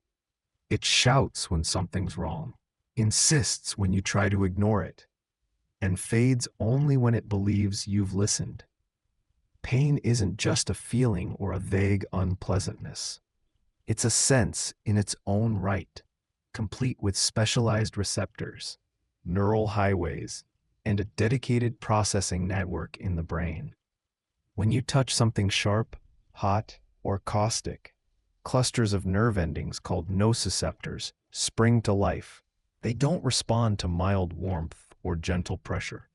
They're tuned for extremes, damage, danger, and the threat of destruction. These sensory guards are scattered across skin, muscle, joints, and even internal organs. The moment they detect trouble, they send a rapid volley of electrical impulses through the spinal cord toward the brain. Within fractions of a second, awareness blooms. Ouch! That reaction feels instantaneous, but it's a complex relay. Along the path upward, some signals are amplified, while others are dampened. The brain receives them, compares them with context, memory, and expectation, and decides how bad things really are. Pain, it turns out, isn't a fixed quantity. It's adjustable. Like a dimmer switch, it brightens or softens depending on what else is happening. Soldiers in battle often report not feeling serious wounds until the fight ends. Athletes can run on sprained ankles without noticing until the adrenaline fades. The body postpones the alarm when survival or focus demands silence, then lets the full signal through once safety returns. That flexibility can be a blessing or a curse. It's what allows you to keep functioning in an emergency. But it's also why pain can linger long after an injury heals. Acute pain, the kind that comes from a burn, cut, or fracture, has a clear purpose. It warns, immobilizes, and encourages rest. Chronic pain is different. It outlives its usefulness, persisting without a fresh injury to justify it. In these cases, the nervous system rewires itself into hypersensitivity. Neurons that once fired only in response to harm start reacting to harmless movement or even to thought itself. Pain becomes self-sustaining, a learned reflex the brain struggles to unlearn. Still, even the strangest expressions of pain reveal the brain's commitment to keeping the map consistent. Phantom limb pain, for example, occurs when an amputated arm or leg continues to ache, itch, or burn as though it were still attached. The body has changed, but the brain's blueprint hasn't. It continues to send and receive signals from a region that no longer exists, creating sensations as vivid as reality. Mirror therapy, where a person moves their remaining limb while watching its reflection, can sometimes quiet this loop. The illusion convinces the brain that the missing limb has moved, releasing the tension and rewiring the map toward relief. The existence of such illusions shows that pain, though born in the body, is ultimately constructed in the brain. It's both a perception and an interpretation.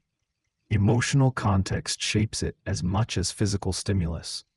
The same cut that feels trivial one day might throb relentlessly on another, depending on fatigue, stress, or fear. Two people can endure identical injuries, yet report completely different experiences. Pain is personal, a collaboration between sensation and story. Even the smallest variation in nerve density can shift how pain feels. Fingertips and lips, packed with sensory endings, can turn a paper cut into an outsized catastrophe, while thicker skin or fewer receptors make other injuries seem dull by comparison. That's why a scrape on the knee feels manageable, but a nick on the finger sends a jolt through your entire body. The brain's map isn't uniform. Some territories are simply louder than others. The same neural regions that process physical pain also handle emotional pain, heartbreak, rejection, grief. Functional brain scans show overlapping activity in the anterior cingulate cortex and insula during both experiences. When someone says a breakup hurts, it's not metaphor. The brain doesn't clearly distinguish between losing love and stubbing a toe. Both register as threats to well-being. Both demand attention and healing. Physical and emotional pain are, in many ways, two dialects of the same biological language. It's remarkable how much empathy depends on that overlap. We wince when we see someone else get hurt, because our pain circuits briefly mirror theirs. The brain rehearses the sensation to understand it. This shared wiring underpins compassion. It's evolution's way of turning one person's suffering into another's motivation to help.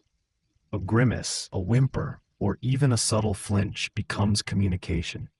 Pain radiates outward, carrying meaning beyond biology. At the same time, some people live almost entirely without pain.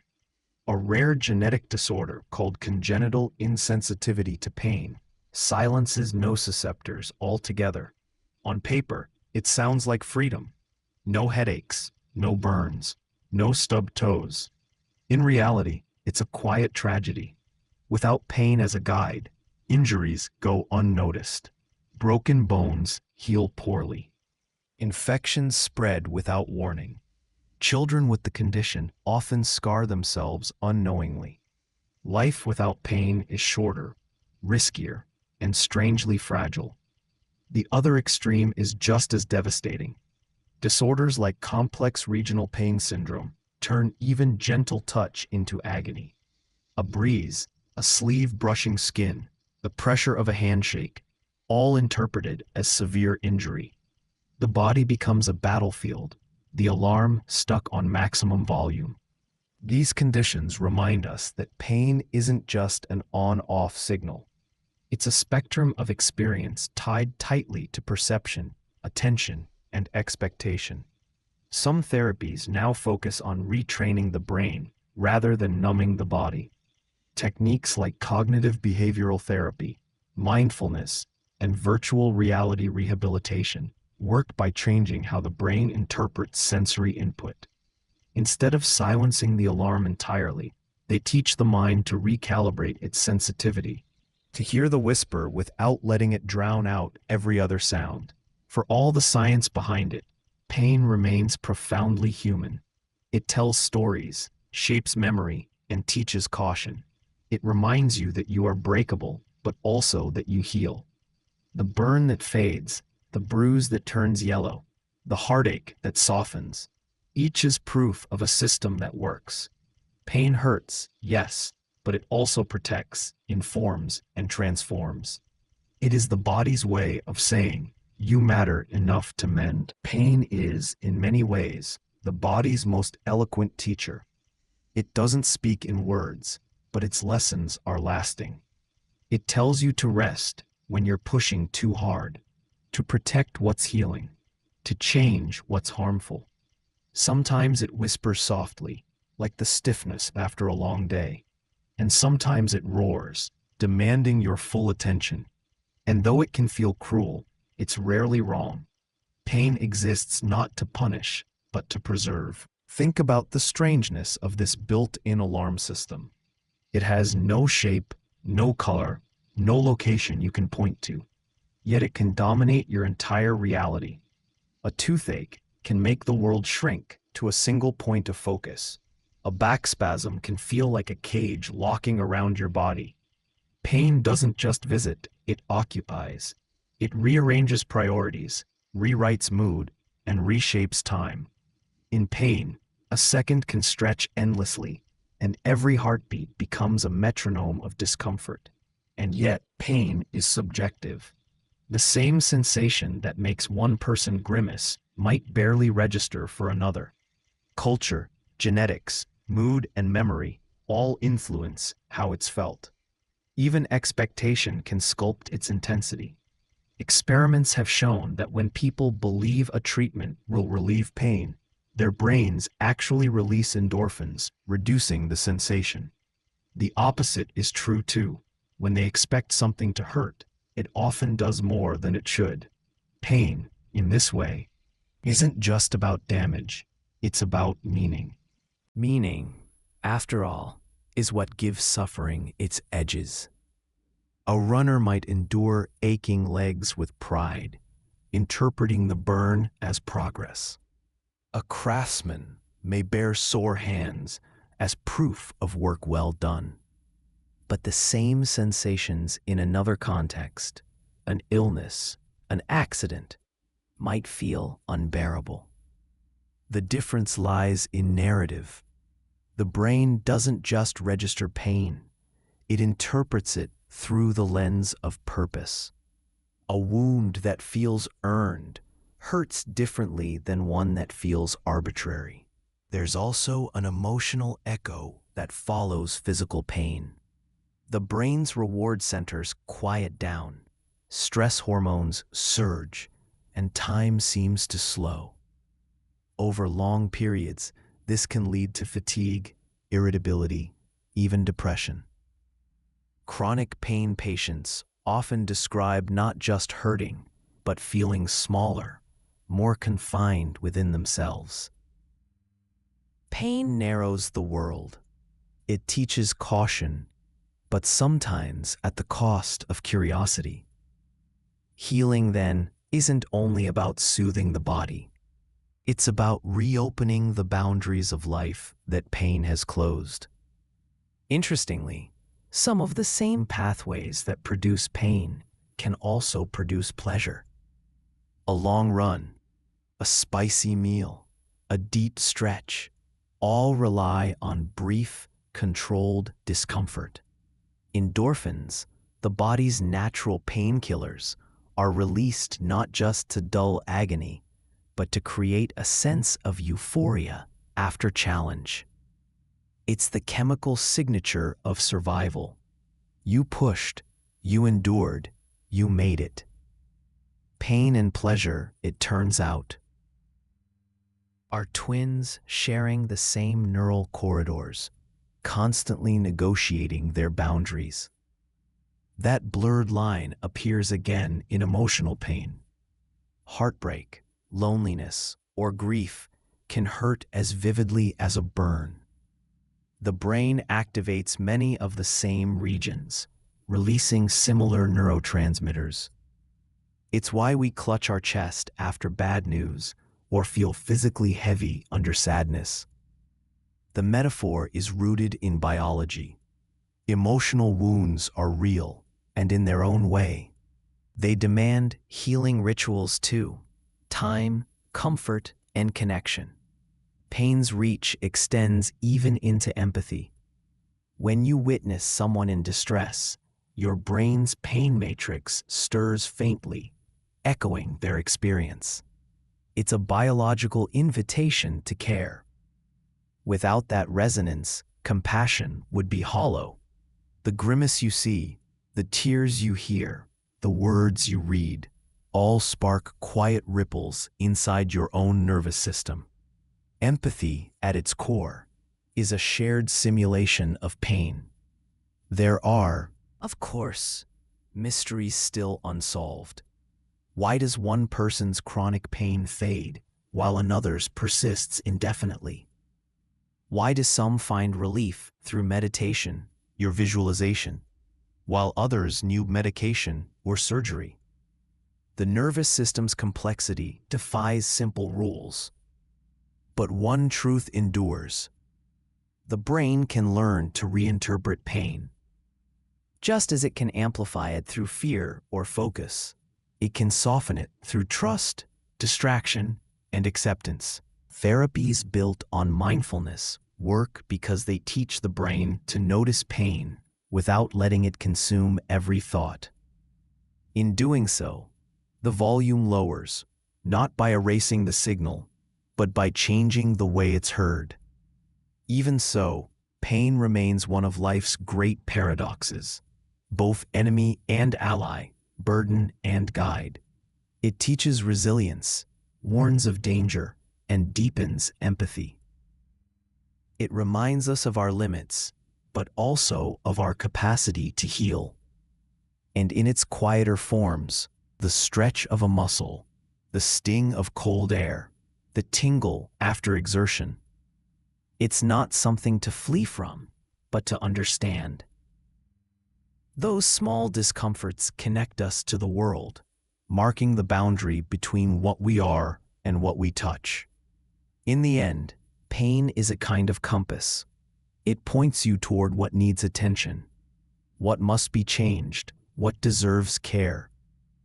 It can isolate, but it can also connect, reminding you that everyone, everywhere, feels it too. Every wince, every scar, every healed wound is part of the shared story of being alive. So when the next small ache visits, the stubbed toe, the tension in your neck, the quiet throb behind the eyes, try listening differently.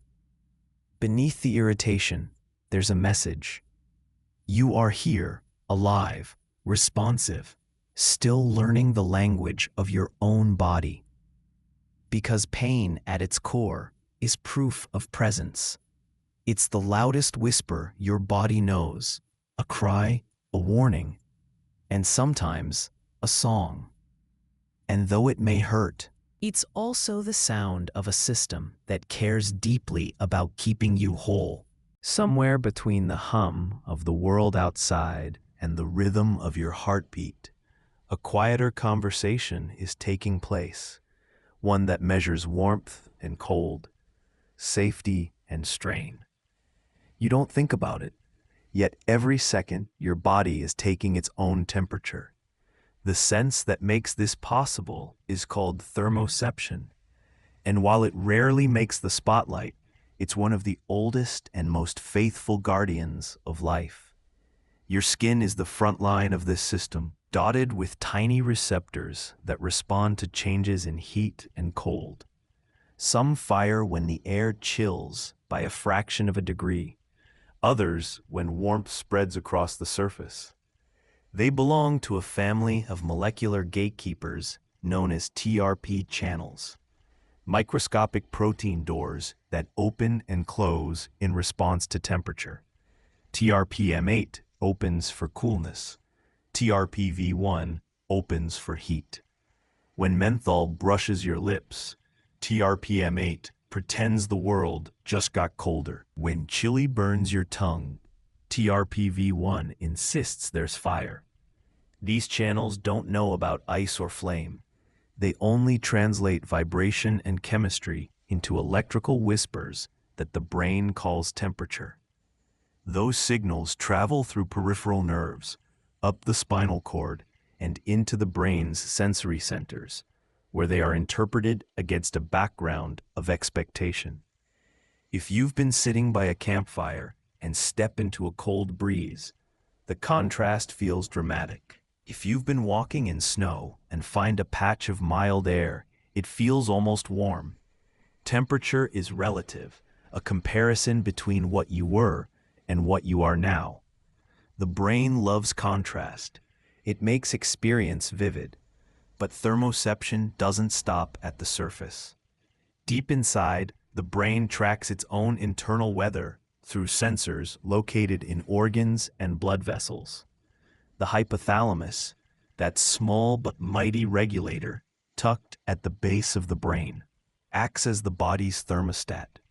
It listens constantly to feedback from the blood, tiny shifts in temperature, oxygen, and hormone levels, and issues commands that keep the system balanced. When the core gets too warm, blood vessels widen and sweat glands wake. When the core cools, vessels tighten, muscles shiver, and you might even yawn, conserving energy while generating a little extra heat. This dance between surface and core is delicate, almost invisible. Your hands may turn icy while your chest remains steady at 37 degrees. That's because the body protects its center first. The heart, lungs, and brain get priority heating. The limbs become negotiable. It's not fairness the body seeks, only survival. The chill in your fingertips is a small price to keep your organs running smoothly. Fever is perhaps the most dramatic display of this thermostat at work. When the immune system detects invaders, it releases chemical messengers, pyrogens, that tell the hypothalamus to raise the set point. Suddenly, even though your actual temperature hasn't changed yet, you feel cold. You shiver under blankets while your muscles generate the heat your brain requested. Only when the new target is reached do you feel that flushing warmth, and heavy stillness of a fever in full bloom. It's not malfunction, it's strategy. Most bacteria and viruses falter in higher heat. Fever is your body turning up the furnace to fight. Of course, thermoception is not uniform. Some people are naturally more sensitive to temperature shifts than others. You might know someone who's always warm even in winter, or another who piles on sweaters in midsummer air conditioning. Hormones, metabolism, and circulation all influence this inner climate. So does attention. The moment you focus on temperature, really notice it, you feel it more sharply. Mindfulness practices often use this fact to anchor awareness. Feeling the air on your skin, the warmth of your hands, the cool breath in your nose. The temperature becomes not background noise, but a living sensation, a reminder that you are part of the environment, not separate from it. There's also the emotional temperature we register through the same circuitry. Warmth is not just physics, it's psychology. Studies show that holding a warm cup can make people rate others as kinder or more trustworthy. Physical heat overlaps with social warmth in the brain's coding. When someone says a greeting felt cold, they mean it almost literally. The overlap isn't coincidence. Both sensations involve the insula, the region that interprets bodily states and emotions together. To the brain, comfort and kindness share the same neural neighborhood. The relationship between temperature and mood runs even deeper. Depression can cool the body's baseline temperature slightly, while anxiety often raises it. Stress flushes the face through vasodilation. Fear drains it pale through constriction. The skin is a canvas for inner weather. Every emotion writes its own thermal signature across it, invisible to the eye, but unmistakable to the nervous system. And yet, despite its precision, thermoception can be tricked. A single finger placed between warm and cool metal rods can feel alternating flashes of heat and cold, even when both are steady. A quick change from hot to mild water can make the mild feel freezing. This thermal illusion shows how perception depends on change, not constants. The sensors adapt quickly, and the brain interprets difference as drama. Still, beneath all these nuances lies a simple truth. Temperature sense keeps you alive. Without it, you'd have no warning before frostbite, no caution before a burn, no cue to seek shelter or shade. People who lose thermal sensation due to nerve damage live in quiet peril, unable to tell when a bath is scalding or an environment dangerously cold. The comfort you feel slipping into a warm bed or plunging into a cool pool is the flip side of that same protection, a sensory celebration of balance restored. Thermoception also connects you to the wider web of life. Every creature dances with temperature in its own way. A desert lizard basking on a rock, a whale drifting through Arctic water, a cat curling into a sunbeam. Each is performing the same primal calculation: conserve or release heat. Evolution's oldest conversation is not spoken, but sensed. It's warmth meeting life, chill meeting caution, the endless adjustment that makes survival possible. In you, that ancient dialogue continues quietly. A drop of sweat, a breath of cool air, a pulse quickening in the sun. All reminders that your body is not just reacting to the world, it's negotiating with it. It listens, adapts, and replies. Thermoception is that conversation's voice, soft, steady, and always in the background, keeping you balanced between fire and frost. For most of human history, we didn't think about temperature as a number on a thermometer. We knew it through sensation, through the sting of winter air, the heavy sweetness of a summer night, the steam of a hearth, or the chill of river water on the skin. Thermoception was the first thermometer, and it still is. Even now, in rooms calibrated by thermostats, our bodies remain the final judges of comfort. 1 degree can decide whether we sleep peacefully or toss and turn. Inside the brain, the hypothalamus continues its patient adjustments, balancing input from the skin, muscles, and core organs. It's not simply reacting, it's predicting. The body anticipates shifts before they happen. Step into a cold wind, and blood flow to the skin slows even before your core cools. Step into a sauna, and sweat glands prime themselves seconds before the heat becomes dangerous. This predictive intelligence keeps you within a narrow range where enzymes function and cells thrive. Drift a few degrees too far in either direction for too long, and life itself begins to unravel. That fragility explains why temperature plays such a powerful role in emotion and memory. A certain kind of chill can bring nostalgia, the crisp air of autumn carrying echoes of past walks home. Warmth can dissolve tension faster than words. Even animals use temperature as social glue. Penguins huddle, primates groom under the sun. Humans gather around fires and heaters and the glow of shared screens. Heat isn't just comfort, it's communion. Modern neuroscience suggests that thermal comfort is deeply tied to perception of safety. When you're warm enough, your nervous system relaxes. The parasympathetic branch takes over, slowing the heart, deepening the breath, letting vigilance fade. When you're cold, the opposite occurs. Muscles tighten, cortisol rises, the world feels sharper, less forgiving. That's why people often describe emotional loneliness in terms of coldness. The body and the mind share a dictionary, and temperature is one of its oldest words. In extreme situations, thermoception becomes a story of endurance. Mountaineers in the death zone of Everest describe a deceptive warmth just before hypothermia sets in. The body, overwhelmed, misinterpreting signals as it shuts down. Deep divers in icy water sometimes experience euphoria rather than panic, their cooling neurons sending mixed messages to a fading consciousness. At the other end of the spectrum, heat stroke can blur thought and time. The brain overheated, falters in its own regulation, and the sense of self begins to dissolve into haze.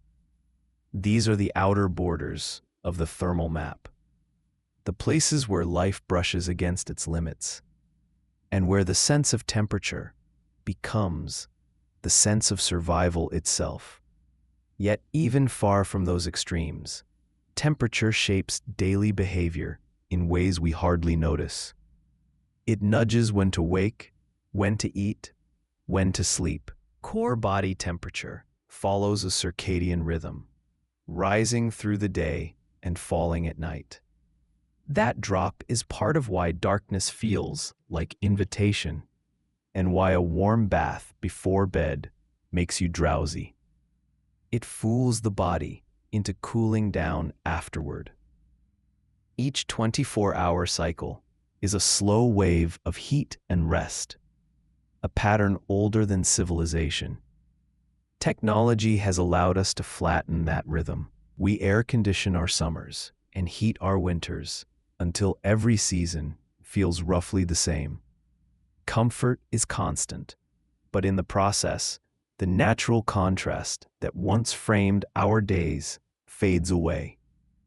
Some researchers suggest that this constant neutrality might dull the sensitivity of our thermoceptive system. When every room sits at the same steady 22 degrees, the body loses small opportunities to recalibrate, to flex its ability to adapt. The occasional shiver or sweat, it turns out, is healthy. It keeps the inner thermostat responsive.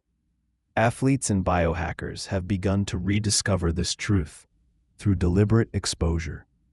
Cold plunges, ice baths, sauna therapy, these are not new inventions. but modern revivals of ancient practices. Short bursts of heat or cold challenge the body just enough To trigger resilience, improved circulation, reduced inflammation, sharper mood regulation. Beneath the trend lies the same principle your ancestors lived by.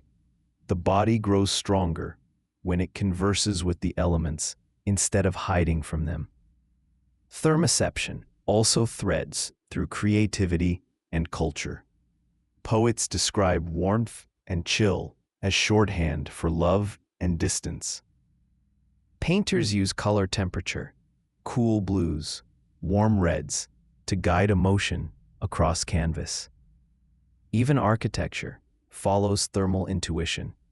Thick stone walls for desert towns, Open verandas for the tropics, hearths at the center of old northern homes. We have always built around how air feels on the skin. the science and the art of temperature are inseparable. Both are ways of staying human in a changing climate. Inside you, thousands of small thermostats are still working together. Capillaries dilate or constrict. Sweat beads form and vanish. The skin prickles with goosebumps that recall our furred ancestors. Each action is minor on its own, but together they form an exquisite choreography. A body constantly tuning itself to the world. It is easy to forget that comfort is active, not passive. It's the result of 1,000 tiny negotiations every second.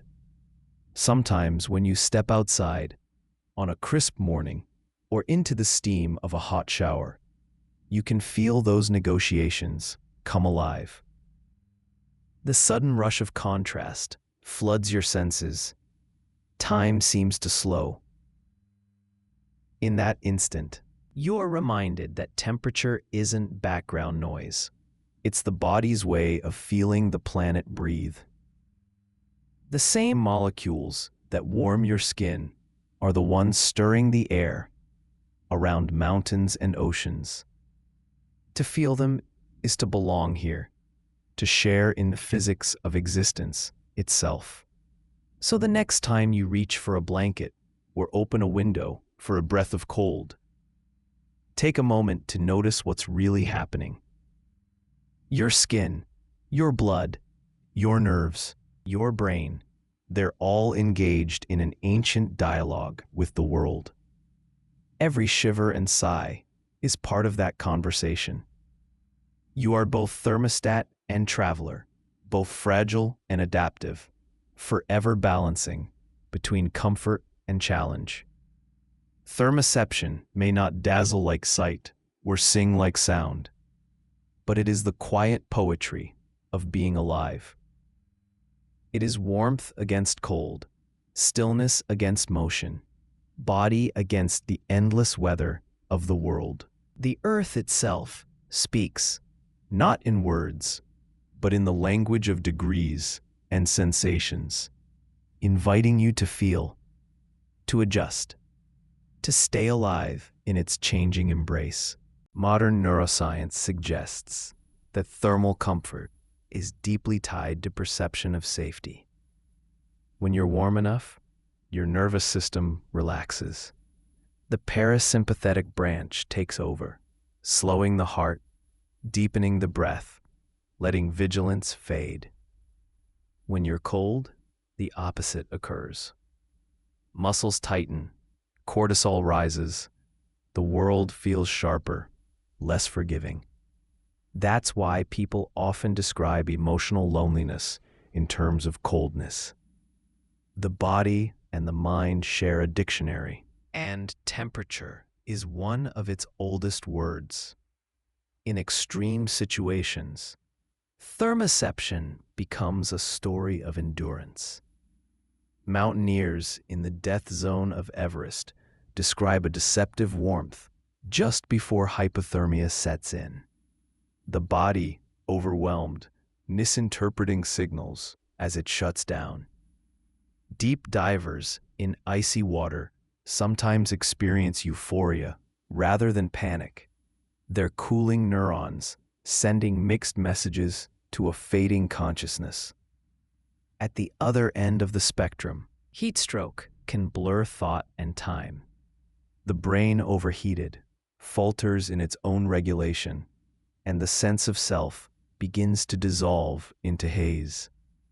These are the outer borders of the thermal map, the places where life brushes against its limits, and where the sense of temperature becomes the sense of survival itself.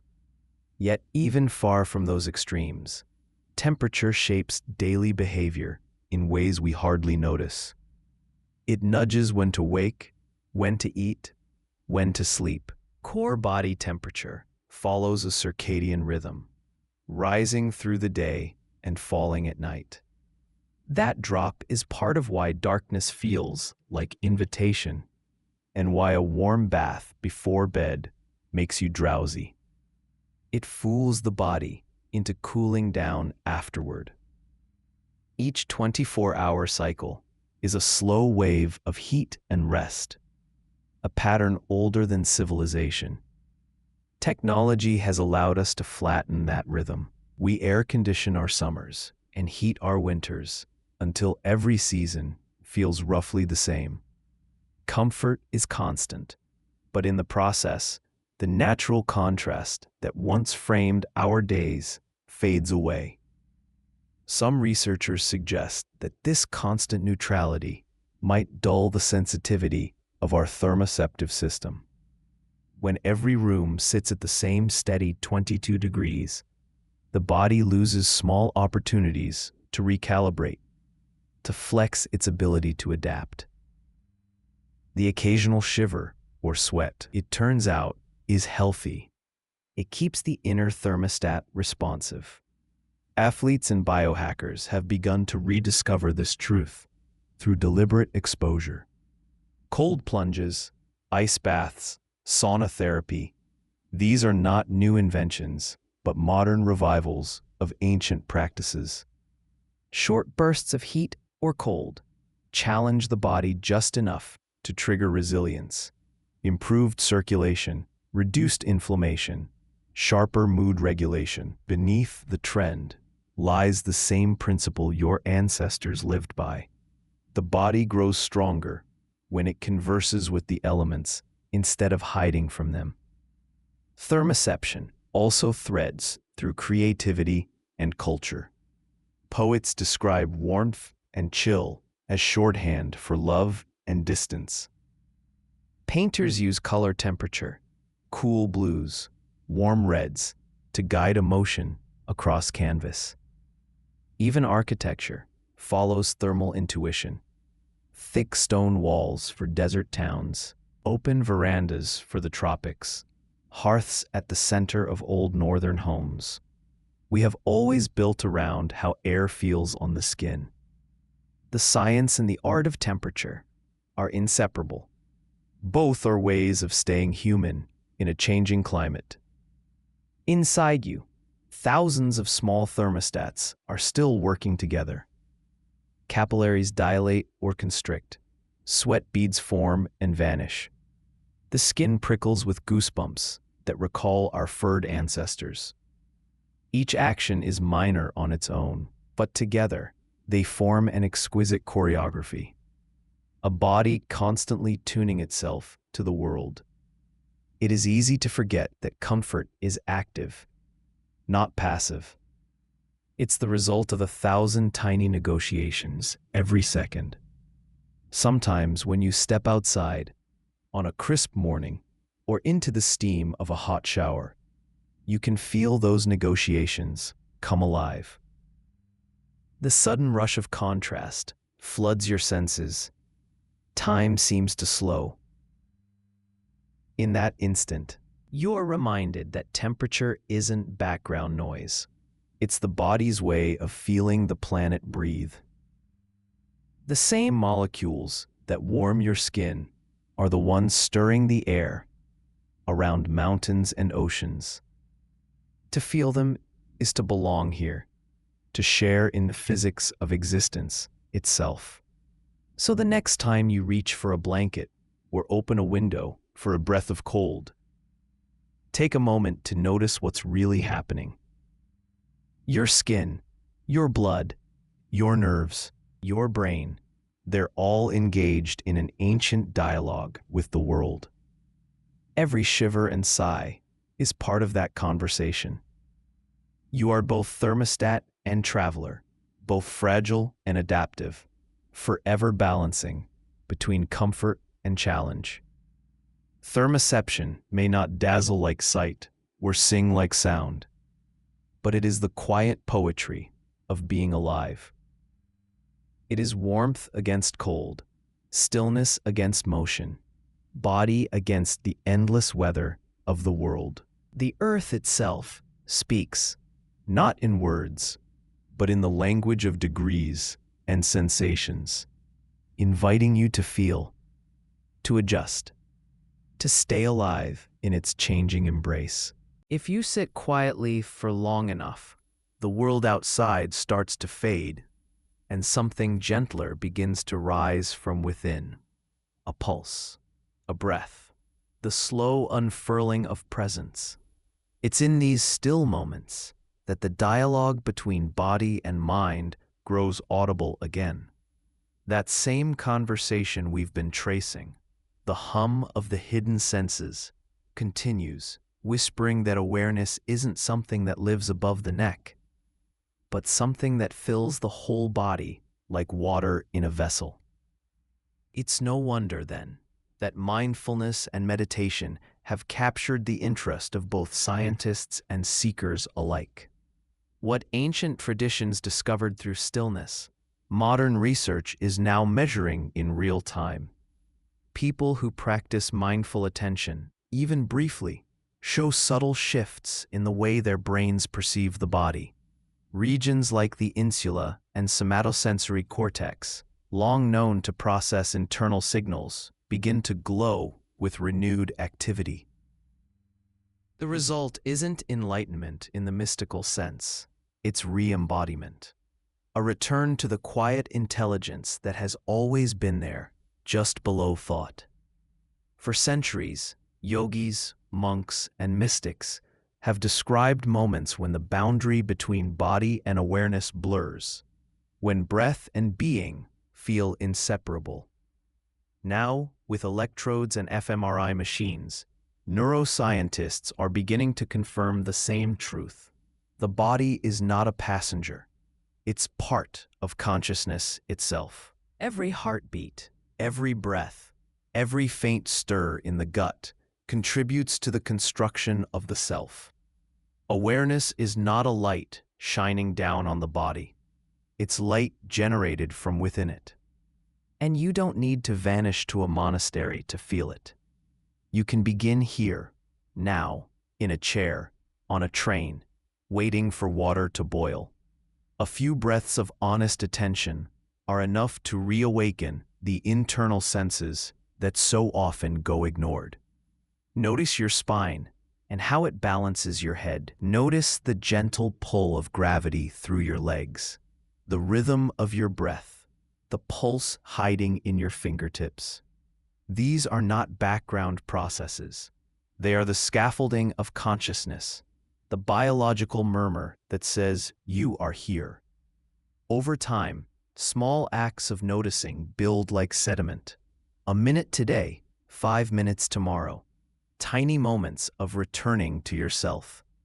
There's no fanfare, no sudden revelation, but something shifts. You begin to sense the body, not as a collection of parts, but as a single continuous field, alive, intelligent, communicating in warmth and weight instead of words. That subtle shift is not self-improvement. It's self-remembrance. A reunion between thought and flesh, between the watcher and the watched. Across the world, infants begin this same journey naturally. Somewhere in a quiet room, a baby waves its arms like a tiny conductor discovering rhythm for the first time. It doesn't know what a hand is, only that something out there keeps moving when it wants it to. Each kick, each stretch, is a question and an answer in one. That wobbly dance is how proprioception is born, the sense that tells you where your body is in space. To adults, baby flailing looks random, almost comedic. But for the brain, it's data collection at its purest. Every touch, every brush of skin, every accidental knock teaches the nervous system what belongs to it and what does not. In those first few months, each new sensation becomes a coordinate on a map that doesn't yet exist.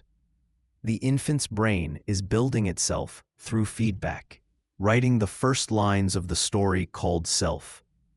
At first, the signals are clumsy. A hand hits a cheek, and the brain marvels at the coincidence. That felt like me.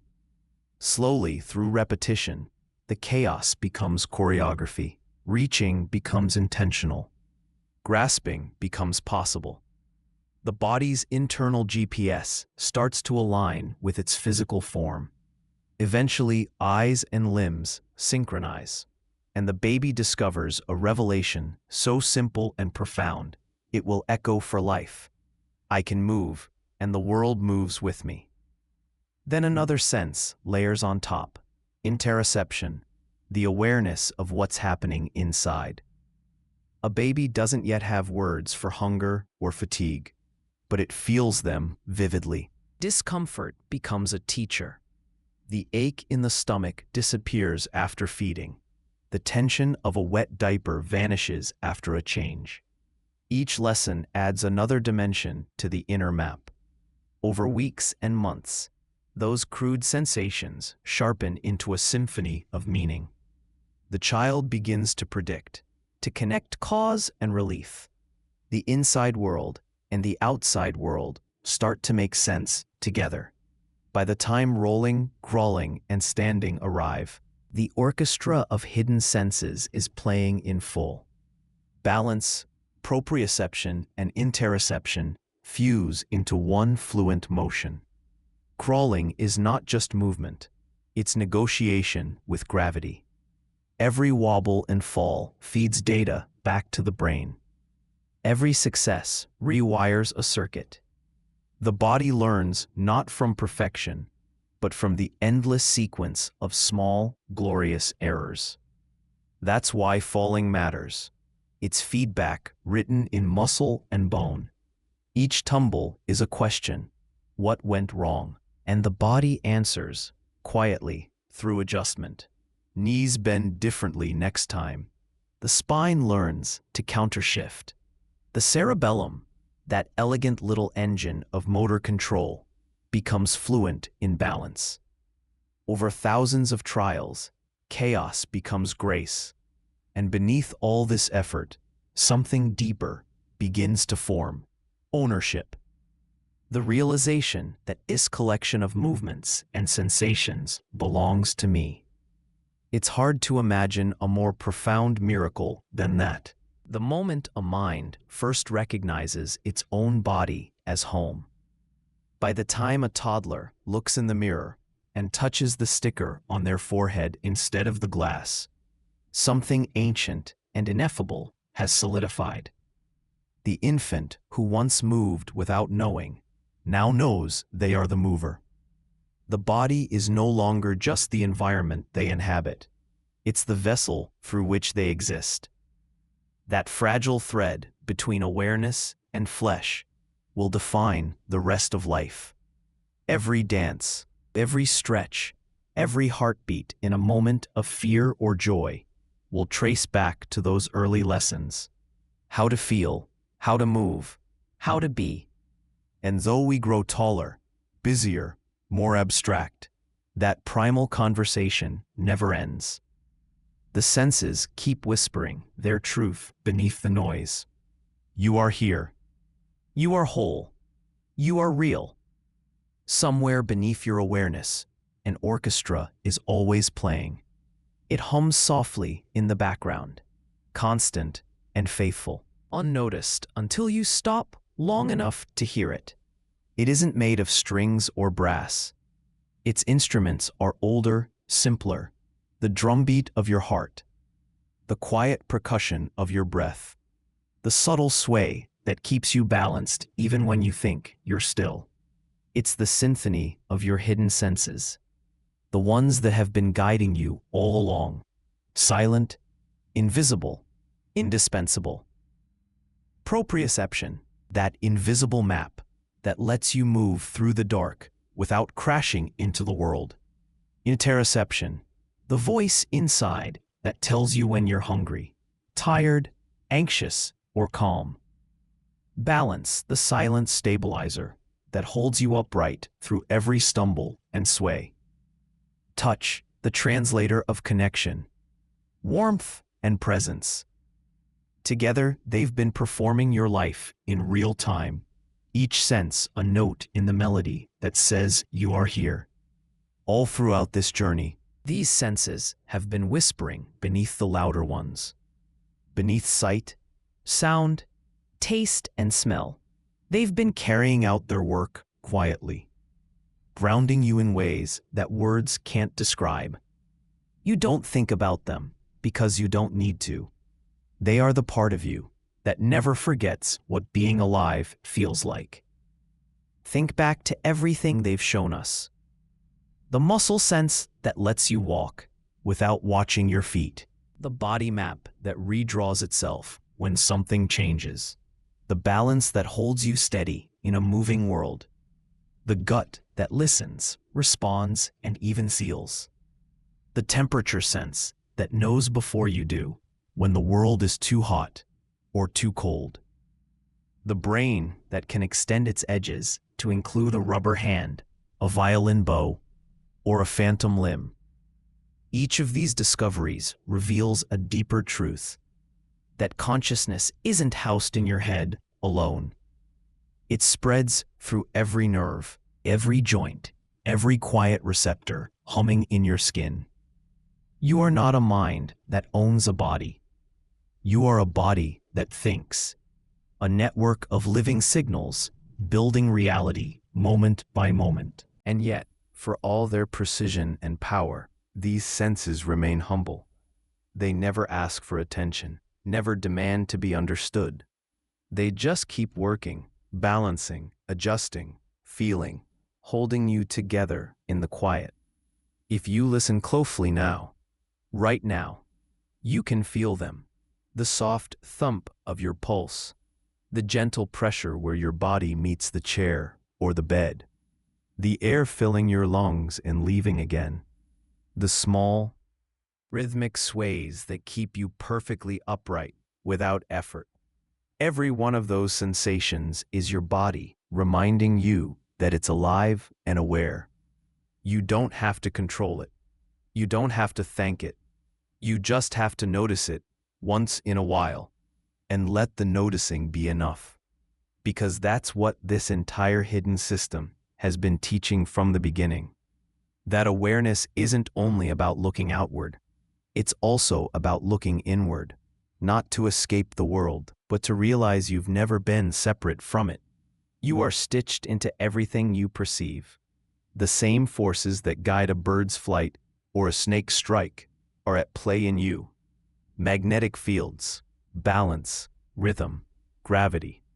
The same subtle mechanisms that let animals navigate oceans or sense storms live quietly inside your own biology, tuned for human life, whispering instructions that keep you moving through the world with grace.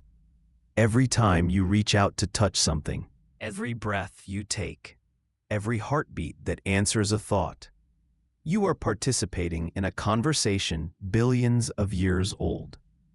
One between matter and motion, between the living and the aware, between the body and the mind that it built. So as this quiet journey draws to a close, pause for just a moment. Let your breath settle. Let your body rest exactly where it is. Feel the weight of yourself, not heavy, but real. Notice the small miracle that you don't have to remember to exist.